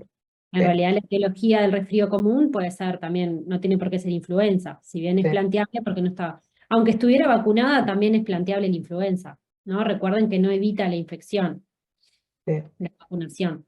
¿Te puedo hacer una pregunta? Sí. ¿Es necesario hacer saber la etiología del virus o a no ser que esté grave? No, más allá de que epidemiológicamente sirve, ¿es necesario hacerlo acá que sabemos que es una bronquiolitis? Solamente para la internación por cohortes. O sea, Lo único- solo por eso. Sí. Si no, no. De hecho, en realidad, la internación por cohortes es de los virus que buscamos, porque el estudio virológico no te estudia rinovirus, ni metaneumovirus, ni, Claro. ¿no? ni bocavirus, o sea, hace solo para influenza, BRS y adenovirus. Y ¿Y lo coronavirus. harías en ese caso? Sí. Gracias. Cuando hay severidad, como ustedes mismos ya se dieron cuenta, tiene otro rol, ¿no? El virus, porque eso nos permite separar. O sea, no es lo mismo que tengamos un virus positivo que no en un niño que está mal, que tenemos que seguir investigando. Así que tiene un lugar distinto a la internación por corte, que es muy importante para el que está en la emergencia, en un niño que no responde, o sea, se mantiene severamente enfermo o no responde, cada vez está peor, tener un virológico positivo o no, ¿ah? Porque ahí en ese caso hay que buscar diagnóstico diferencial. En este caso, que es un moderado, si vemos que respondió como respondió, en principio no decide el ingreso tampoco, porque el ingreso está decidido por la edad del niño, o sea, así que no cambia mucho. Pero bueno, sepan que tiene su lugar. Hay veces que este no es el caso porque tiene síntomas respiratorios, pero para muchas otras situaciones los virus deciden en la urgencia qué se hace. Saco sangre, no saco, o empiezo antibióticos, no empiezo, una serie de cosas, ya que son independientes de las internaciones por COVID. Bueno, en este caso entonces, mucha sospecha o casi certeza de que parece ser una bronquiolitis por todo lo que ustedes analizaron, así que me están preguntando, tengo que ser un poquito ahí como listo en el examen, en la prueba, de que si me voy por el camino de la bronquiolitis, como decía María Laura, me están preguntando los virus de la bronquiolitis, que seguramente en época de epidemia BRS, y si no, cualquiera de los otros, todos. Lo que pasa es que tengo la limitante de que no se buscan todos, excepto que haga un estudio de PCR, lo que se llama el multiplex, y eso a veces lo hacemos en los niños que están muy afectados porque necesitamos saber si es una infección por un virus, ¿tá? Pero si este niño se mantiene así, digo, no cambia mucho, excepto si tengo la posibilidad de internar por corte, lo pondré con otro niño que tenga el virus, nada más. Pero, por ejemplo, acá una compañera nombró Bordetela. Yo me parece que Bordetela no lo plantearía y no lo buscaría. No es la clínica, ¿no? No, la clínica puede ser. La clínica, o sea, no es que no, o sea,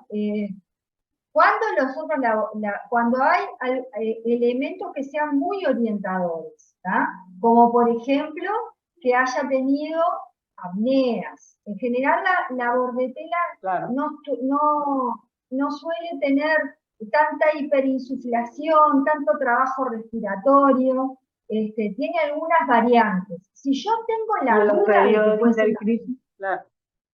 ahí tengo que solicitar una radiografía y hacer un hemograma, buscar, nos hemos equivocado. De hecho, yo les cuento que hay algunos niños que nosotros pensamos que eran bronquiolitis y que finalmente fueron bordetelas, ¿tá? Pero había alguna pista de que capaz que no fue como muy bien considerado. Eso no va a ser el paciente que les pongan a ustedes les van a poner una bronquiolitis clásica donde no haya ninguna duda. En la práctica, cuando nosotros tenemos niños que están muy afectados, que tienen mucha severidad, con virus negativos, tenemos la obligación, si es un niño pequeño sobre todo, buscar la infección por bronquiolitis. No es este el caso, porque no tiene severidad y porque la historia es muy típica y todo es muy típico. ¿Está? Gracias. No, tal cual que también para la prueba, acá les preguntan qué etiología plantearían ante esta entidad nosológica. O sea, no es el momento de plantearnos diagnósticos diferenciales. O sea que pensando, bueno, ¿cuál fue mi planteo inicial? Si ustedes plantearon que era bronquiolitis, ahora es cuál es la etiología de esta entidad que plantearon. O sea, no es el momento de pensar en otros diagnósticos diferenciales para esta pregunta en la prueba, ¿no? Obvio que hay que pensarlos, como dice Patricia, pero en esta prueba no están preguntados los diagnósticos diferenciales. Seguimos. 9. ¿Cómo define la insuficiencia respiratoria? ¿Cuáles son los mecanismos etiopatogénicos y fisiopatológicos por los cuales se pueden producir la insuficiencia respiratoria en esta enfermedad?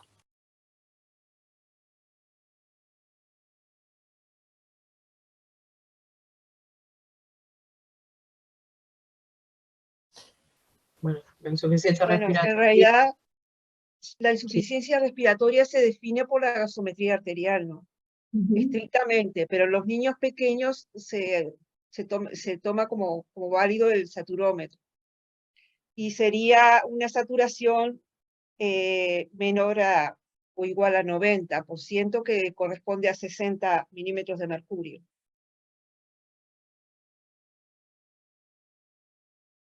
También si se sabe la gasometría se podría tomar la PAFI, ¿no?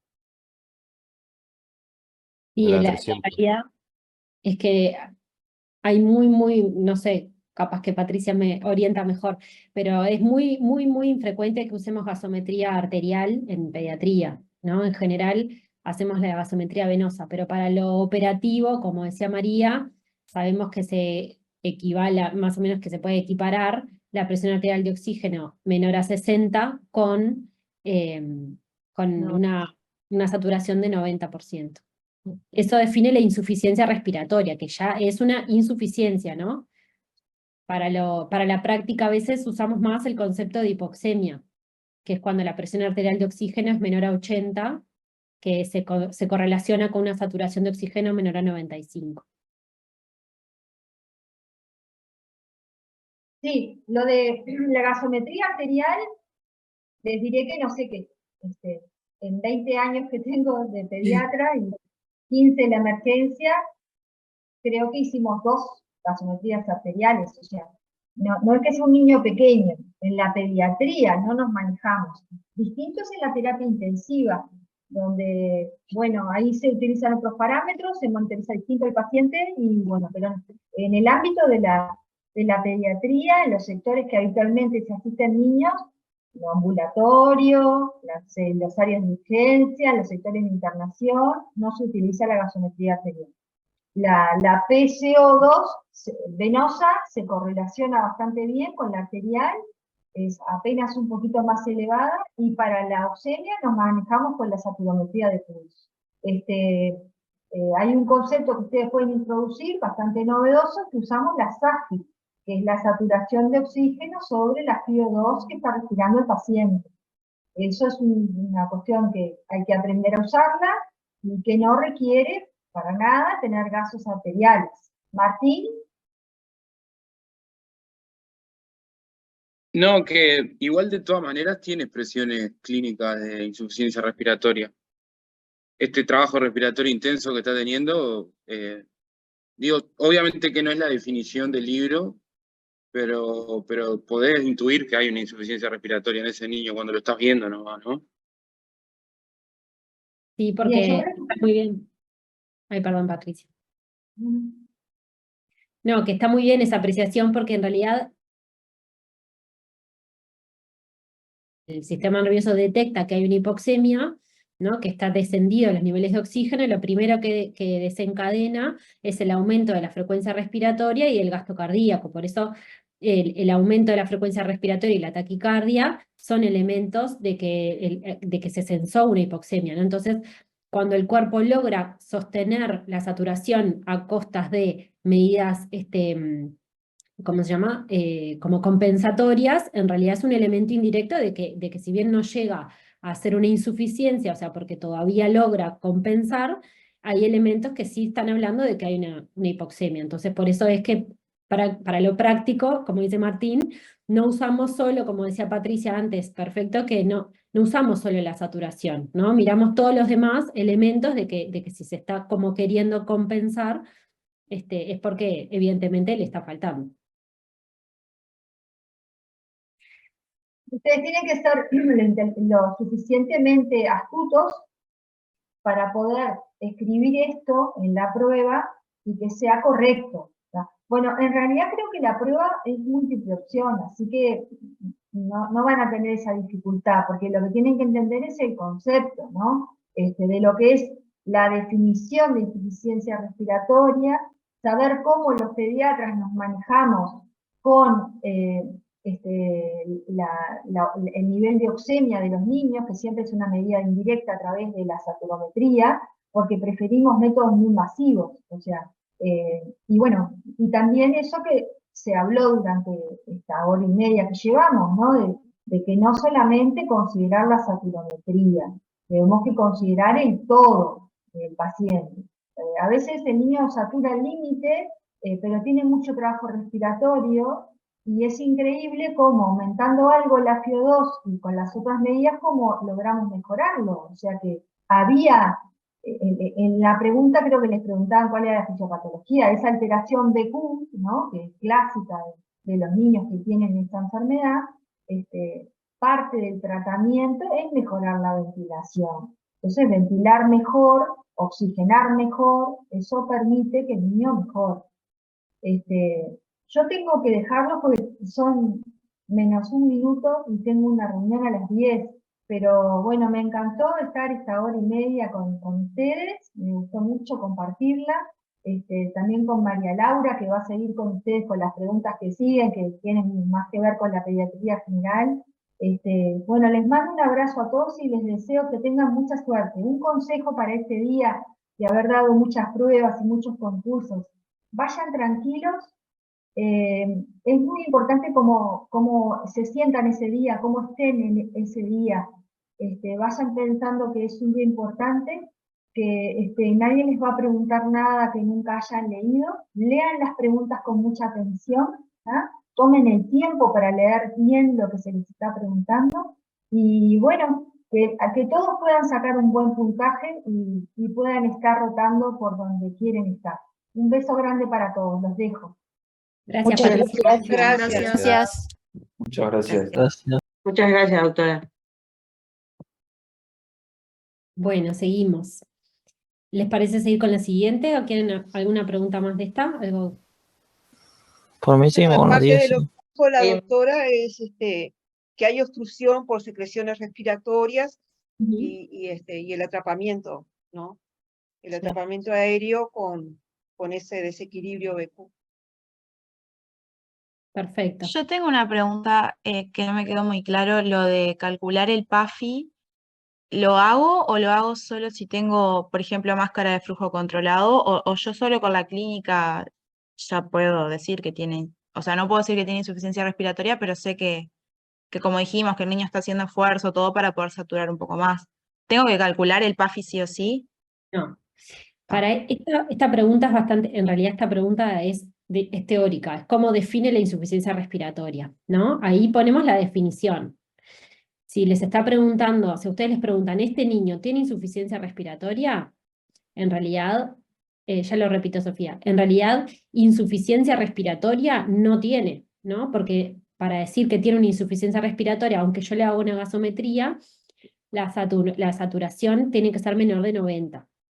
Pero sí tiene elementos de hipoxemia, ¿no? Si uno te preguntan, ¿qué tiene este paciente? Tiene hipoxemia, ¿tá? Que es seguramente, yo la estoy, en realidad estrictamente no la tiene ahora que decimos, porque no tiene saturación menor a 95, que es lo que definiría la hipoxemia, pero tiene, si uno piensa en lo práctico, en las medidas que se desencadenan para aumentar la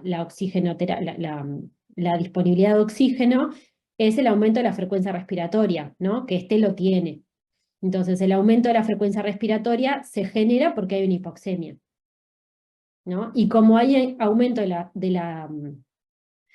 la frecuencia respiratoria y hay una mayor ventilación minuto, eso hace que la saturación se sostenga en más de 95, pero como está activada las medidas compensatorias.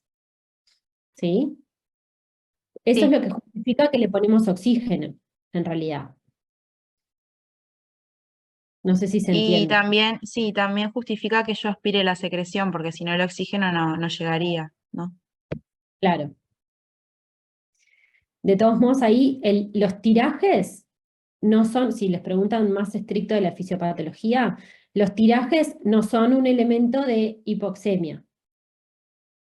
Los tirajes son un elemento de que hay obstrucción, ¿no? Entonces, como hay obstrucción, la entrada de aire está dificultada, está más afectada y necesita aumentar la presión para que entre el aire. Y ahí es que se marcan las retracciones costales y que se marca el tiraje. No es por la insuficiencia respiratoria.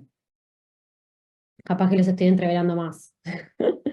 No, está bien, gracias. Pero la insuficiencia respiratoria se puede dar fácilmente cuando se cansa el niño ¿no? Por Exacto. ese esfuerzo respiratorio. Que Exacto. no sé si demora mucho eso, es decir, tarda En los mucho niños chiquitos no, en los niños chiquitos no demora mucho. Cuanto más chiquito es el niño, por eso también es un elemento de que en general tienen mayor gravedad, es que no tienen tanto paño, ¿no? De estar horas con la frecuencia respiratoria aumentada. En general tienen más chances de cansarse antes, digamos. Bien, seguimos. 10. Al pasar visita en la mañana siguiente, nota que el paciente tiene aumento de la frecuencia respiratoria, 72 ruidos por minuto y tirajes altos y bajo. Usted controla la saturación de oxígeno y es de 90%. Sigue ventilando al aire. Sigue ventilando el aire, está. Bien. Eso no es una pregunta, es como que No, sigue, ¿no? sí. Está. 11. ¿Qué planteo realizaría frente a este cambio en la evolución? Está. Ahora sí tiene Ahora insuficiencia respiratoria. sí. Bien. Y ahora ya está grave. Es severo. Es severo. Pero acá les pregunta, esas cosas que dijeron está bien. Pero acá les pregunta cuáles son sus planteos, o sea, ¿qué pasó? Progresó la Una enfermedad. complicación que tenga el niño, por ejemplo, una telectasia. Ahí va. Perfecto. Una coinfección con otro agente, con otro bicho. Perfecto. Habría que ver si Puede eso es ser que fiebre. haya ayudado a eso el que no le hicieran oxigenoterapia, ¿no? También, Que permitieron que la enfermedad siguiera su evolución natural. claro. Ahí está.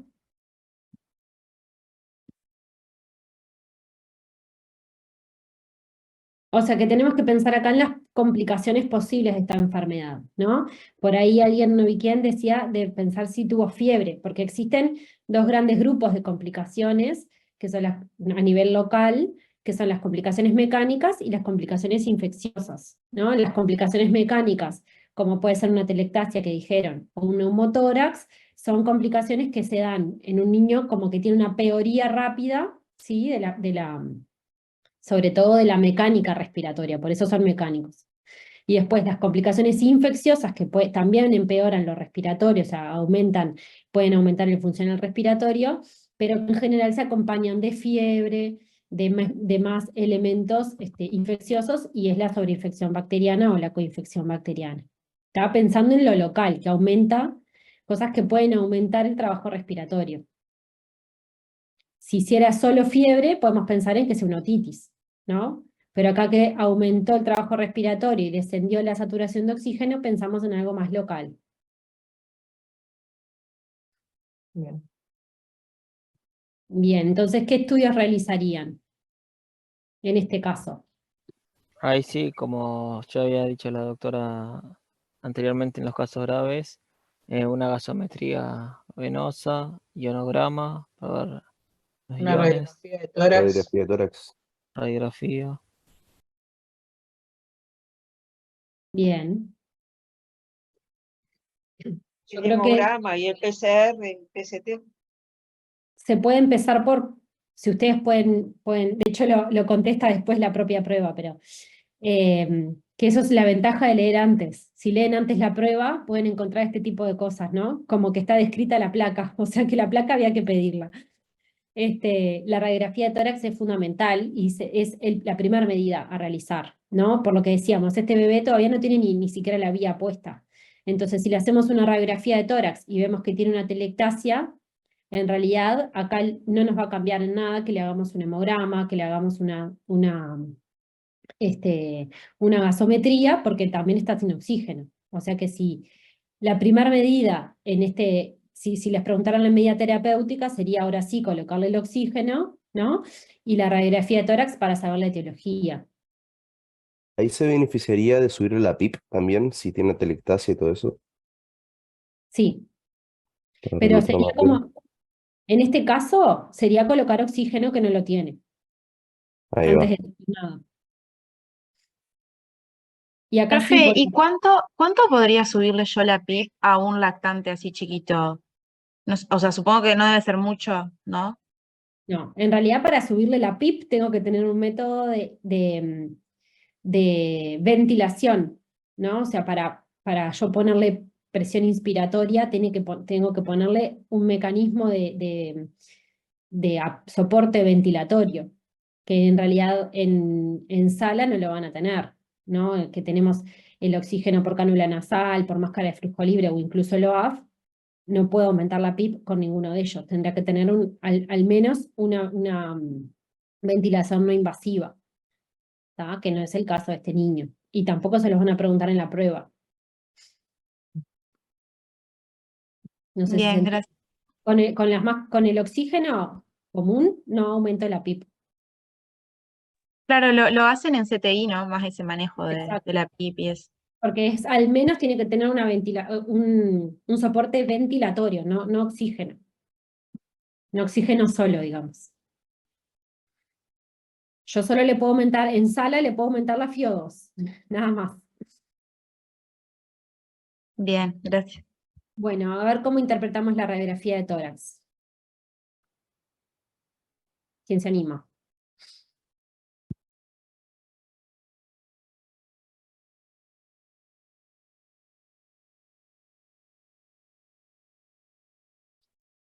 Que tenga una mala técnica y esté rotada nos hace agarrar las cosas con pinzas, ¿no? Un pinza, sí. Y Las después costillas podemos decir que, sí. no, que se encuentra una hiperclaridad pulmonar bilateral con trama broncoalveolar, bilateral difusa, como habíamos dicho, y con Eso que una te opacidad hiperinsuflación, homogénea. decían por ahí. Hiperinsuflación pulmonar, ¿no? O sea, por lo que Ahí dice. está. Sí. O sea, los Este, elementos de hiperinsuflación es que tenga las costillas horizontalizadas, con el aumento de los espacios intercostales y las cúpulas diafragmáticas aplanadas, y que los campos estén hiperclaros. Eso todos son elementos de hiperinsuflación pulmonar. Y después lo otro que dice la disminución de los espacios intercostales y la Capacidad. opacidad, ya lo pusieron por ahí en el chat, eso es un elemento de atelectasia. Perfecto. ¿Entienden la diferencia? Las características de cada uno. Sí. En la hiperinsuflación hay una obstrucción que es parcial y que permite la entrada, pero no la salida del aire. Eso hace que cada vez esté más insuflado, digamos, pero no deja, hace como un efecto valvular que no deja salir el aire, entonces aumenta el volumen pulmonar, digamos. Y después, la atelectasia es una obstrucción total que hace que se reabsorba el aire distal a ese bronquiolo y genera, o bronquio, y genera una disminución del espacio aéreo. Entonces, por eso hay disminución de los espacios intercostales a ese nivel. ¿Tá? Por eso es como la atelectasia se ve como retracciones, como que se colapsa el pulmón en ese lugar, por decirlo Bien. O sea que si les preguntan, si ustedes tienen que responder, interprete la radiografía de tórax, pueden poner que es la hiperinsuflación por esas características que decíamos y la telectasia por la opacidad del lóbulo con disminución de los espacios intercostales. Bueno, decidió realizarle una gasometría. ¿Qué diagnóstico plantea? A ver, ¿quién se anima? Por la gasometría podemos decir que por el pH está disminuido. Podemos decir que tiene una acidosis. Con una PC2 aumentado. Y con un bicarbonato disminuido. Entonces podemos decir que sería una acidosis respiratoria parcialmente, no, todavía no está compensada porque todavía no subió mucho el pH, no compensada o intentando compensar con la bajada del bicarbonato. Lo que pasa es que la PCO2 está normal, en realidad, porque es venosa. Ah, está. Claro. Está normal alta, porque es hasta 50, ¿no? ¿Alguien más lo interpretó de otra manera?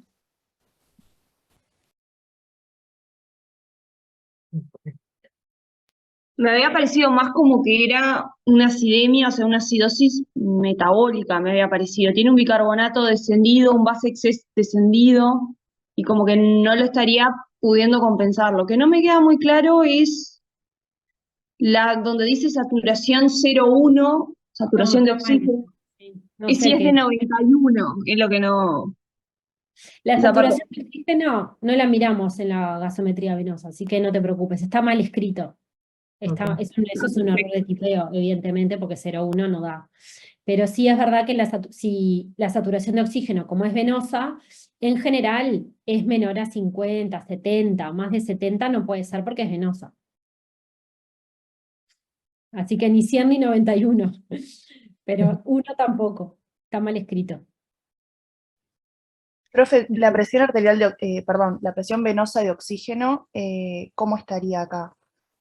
O sea, Eso es lo que decíamos, la presión venosa de oxígeno en general es menor de 70, pero no la miramos porque la gasometría venosa para lo que nos sirve es para mirar el pH y la PCO2, más que nada, y el bicarbonato, pero sabemos que lo importante de la PCO2 es, o sea, lo importante de la gasometría venosa, de la acidosis, para pensar en lo respiratorio, es que si hay un aumento de la presión venosa de CO2 es porque empieza a haber elementos de insuficiencia respiratoria tipo 2, o sea, se empieza a acumular el CO2, es un elemento de que no está ventilando bien el paciente. Porque la hipoxemia ya sabemos que la tiene, ¿no? Pero acá, como decían, no me acuerdo quién respondió, en realidad es más metabólico, porque hay un descenso del bicarbonato que está bien evidente, ¿no? Tiene 15 de bicarbonato. Entonces, ¿qué les parece? Esto es bien clásico. ¿Qué les parece? ¿Por qué tiene una acidosis metabólica este paciente? Una acidosis láctica podría ser. Por Podría ser, trabajo respiratorio aumentado, tendría no puede mayor estar producción de tanto. lactato, dificultad para ventilar, y no sé, digo, no Y que parecería estar muy compensado. seguramente se está alimentando mal. Claro. Entonces, ¿qué Aparte que el metabolismo hipóxico lleva a la lactatemia, a la hiperlactatemia. Entonces, al aumentar el trabajo respiratorio, como dice la compañera, con la hipoxia, estaríamos llevando al paciente hacia un estado de aumento de lactato. Exacto. Entonces, ¿cuál es su conducta terapéutica? Distintos soportes de oxígeno, considerar un CPAP, una BNI, o sea, creo que nos estamos quedando cortos con los dispositivos de oxígeno. No sé, me parece que precisaría algo más. ¿No tendría que ser Sí, hay que aflujo darle. controlado? Pará, espéreme un segundito que ya vengo. Un segundito.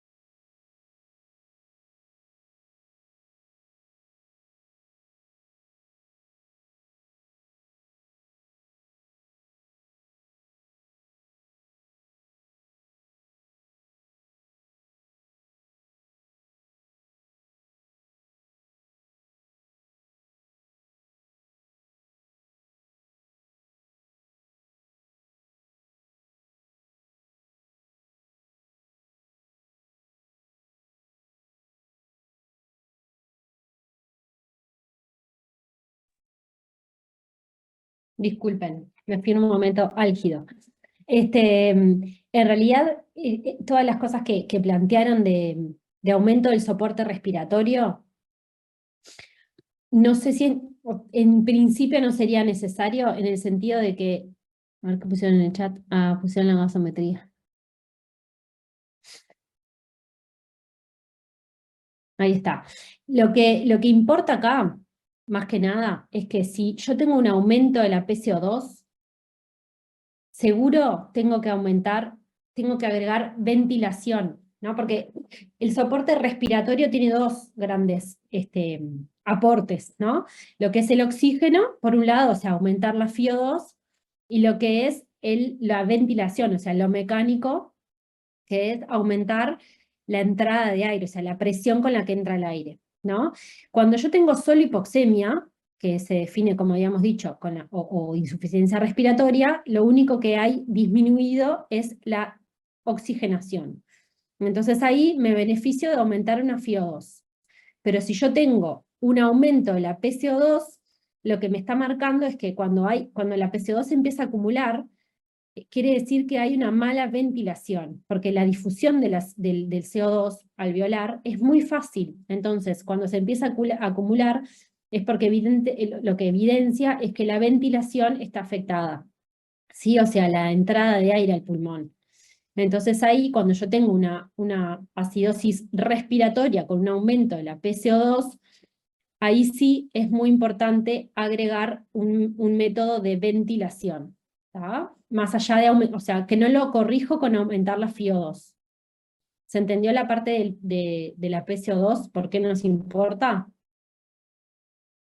Bueno, no veo Sí, ninguna. igual este paciente está hiperventilando porque está polipneico, capaz que por eso no tiene la PCO2 alta, ¿no? O sea, porque podría tener acidosis respiratoria y metabólica a la vez.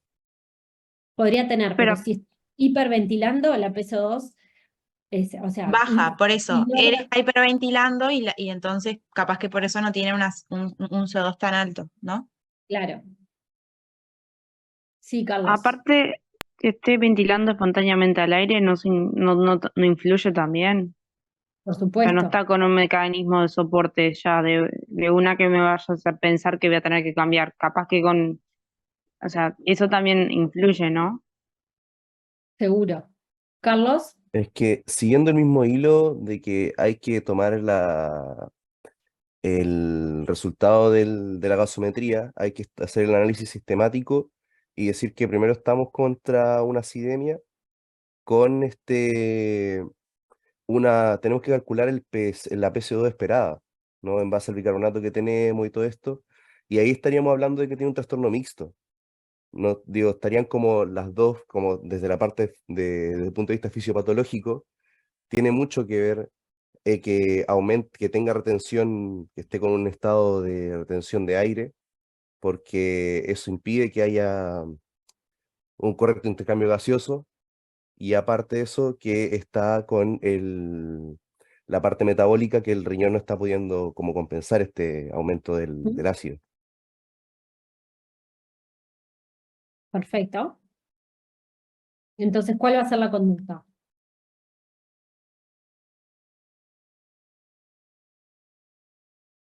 ¿Qué les parece? Oxigenar, ¿Oxigenar? Bien. oxigenar. ¿Qué más podemos hacer? ¿Le podemos dar glucosa en un suero? Sí, suero, ¿no? Un suero de mantenimiento, hidratación intravenosa, estoy de acuerdo. Acá sí. Pero, ¿por qué la glucosa? ¿Eh? No entendí por qué el suero tiene que ser con glucosa y no solo un suero fisiológico nada más. No, un suero de mantenimiento en realidad, no es por la glucosa en realidad, sino por la hidratación, me parece, más que la glucosa. Ah, sí, pero no es un suero glucosado, es un fisiológico. Fisiológico o suero un medio salino se le puede poner también. Dale, bien, gracias. Sobre todo porque este niño seguramente no se esté alimentando, ¿no? Pensando en la integralidad del niño y no solo en la gasometría, que decía que había aumentado el funcional, es muy probable que esté sin alimentarse. Entonces ahí a la hidratación le agregamos un aporte de glucosa.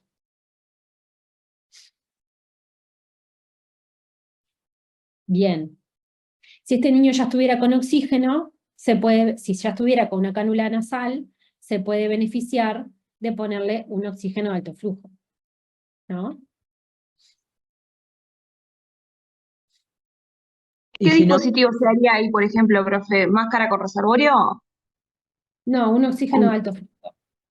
Uno off. Exacto, OAF. Bien.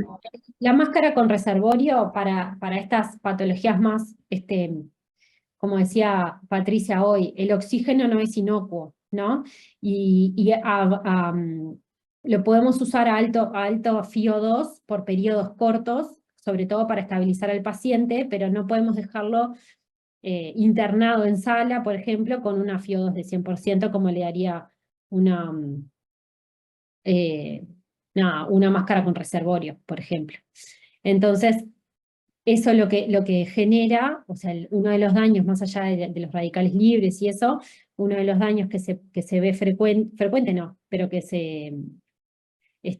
por el cual no se deja el oxígeno a FiO2 tan alta, es que el oxígeno barre otros gases, como por ejemplo el nitrógeno, y hace que se colapsen más, los alvéolos. Entonces, el desplazamiento de esos gases puede ser dañino y no se deja como muchas horas por ese riesgo, ¿tá? Pero sí con un oxígeno de alto flujo, en realidad lo que le va a beneficiar es que aumenta la FiO2, disminuye el espacio muerto de la nariz, tiene varios beneficios, disminuye el gasto metabólico porque ya es aire calentito, ¿no? Tiene como varios ventajas, que lo deja alimentarse, que nos permite, puede estar en sala también.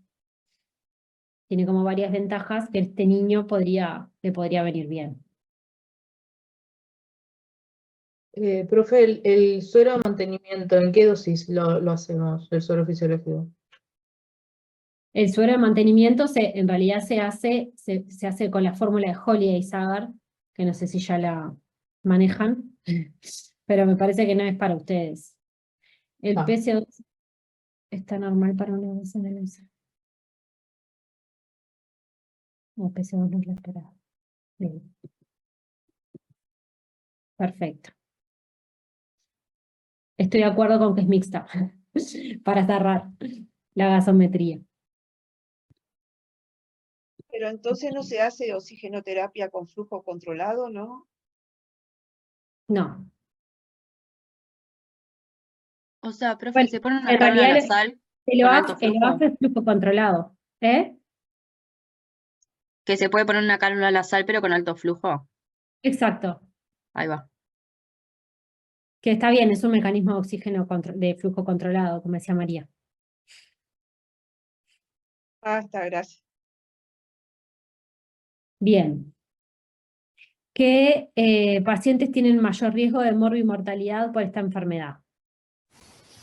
Los niños de sexo masculino, los menores de 2 meses, los que Expuestos al humo de tabaco, que tengan después todo hermanos, van a guarderías. Y eso. Ahí se sí, están mezclando.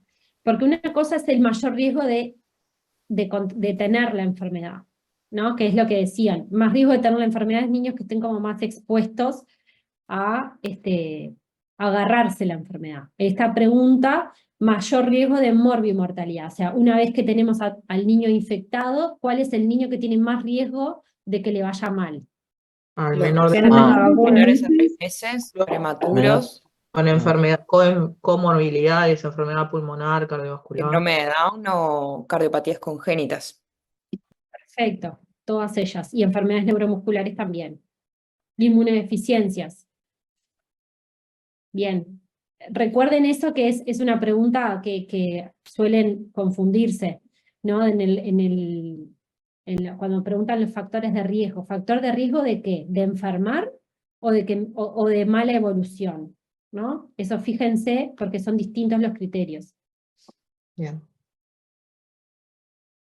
Bueno, ¿cuándo le otorga el alta hospitalaria y cuándo indicaría el control con pediatra tratante? El ¿Cuál alta es? es cuando ya pasaron 48 horas de que el niño esté sin oxígeno, sin fiebre, respirando bien, Ujú. sin tirajes, sin retracciones, eh, sin secreciones, con un medio continente y está ahí evaluando las medidas de prevención primarias y secundarias. Por ejemplo, está ya llevando a la pregunta 17 que dice prevención. Por ejemplo, no fumando, como decía la compañera, no fumando intradomiciliario, no teniendo las mascotas, por los pelos mascotas con las alfombras, para no levantar polvo, que esté bien vacunado, que los familiares del niño, al ser un niño menor de 6 meses, que se vacunen contra la gripe, para generar esa inmunidad de rebaño. Eso está muy bien, Eh, Facundo. Lo que sí va en la siguiente pregunta. sí, por eso, sí. Que eso es importante para que si lo respondieron en esta, por ejemplo en la prueba, lo escriben en esta pregunta, lo tienen que volver, cuando leen la siguiente, dice qué medidas de prevención conocen, lo tienen que volver a escribir, ¿no? O sea que eso es lo importante de leer toda la consigna antes, para no tener que repetir las respuestas. ¿Cuál es entonces, decía Facundo muy bien, para el alta, los criterios clínicos es que el niño ya que se pueda alimentar adecuadamente, que no tenga tirajes, que no tenga insuficiencia respiratoria ni hipoxemia, ¿no? Que se tenga un adecuado manejo de las secreciones, que los padres hayan entendido cómo es el manejo, ¿no? Que puedan hacer un seguimiento ambulatorio. Todas esas cosas son importantes. Es fundamental que hayan entendido, tenemos que corroborar antes del alta, y es importante que lo escriban, que hayan comprendido qué es la enfermedad del niño, cómo son las medidas terapéuticas y cómo son las medidas de seguimiento y los elementos de reconsulta. ¿Tá? En los elementos de reconsulta, ¿qué son las cosas que tendríamos que explicar? Sí, tiene que empiece con dificultad de respiración, que se vea que se le hunden las costillas, que se ponga más violeta, que le cueste respirar, Sí. que Que tenga fiebre. tenga fiebre. Esos son en realidad, cuando uno explica en cualquier patología, cuando uno explica los elementos de reconsulta a los padres, en mente lo que estamos teniendo es cuáles son las posibles complicaciones de este paciente, ¿no? Entonces, explicamos los síntomas y signos de posibles complicaciones que pueda tener. ¿Tá? O sea, eso es lo que explicamos a los padres cuando explicamos los elementos de reconsulta. Bien, ¿y qué más dice? ¿Y la saturación a cuánto tendría que estar? ¿Para el alta? Sí. Bueno, volvemos a que no solo la saturación, ¿no? Porque si Sí, logran... no, lógico. Sí. Pero en general se recomienda más de 95. En algunos lugares dice más de 93, pero más de 93 sin nada de trabajo respiratorio ni frecuencia respiratoria aumentada. Ahí, en ese punto que vos estabas hablando, hay un corte, ¿no? O sea, por lo menos lo que yo tengo es que en menores de 3 meses, esta ventilación espontánea al aire tiene que ser mayor a 93, tengo yo, por 24 horas, y en mayores por 12 horas. ¿Puede ser eso o no? En realidad es porque tenés más chances de que se ponga más inestable, o sea, no es tan estricto en horas. Lo que Ahí sí va. tiene que ser es mantenido en el tiempo. Bien, Bien, gracias. no es que le saco el oxígeno y se va, ¿no? Le saco el oxígeno y veo cómo pasa, cómo sigue. Bien.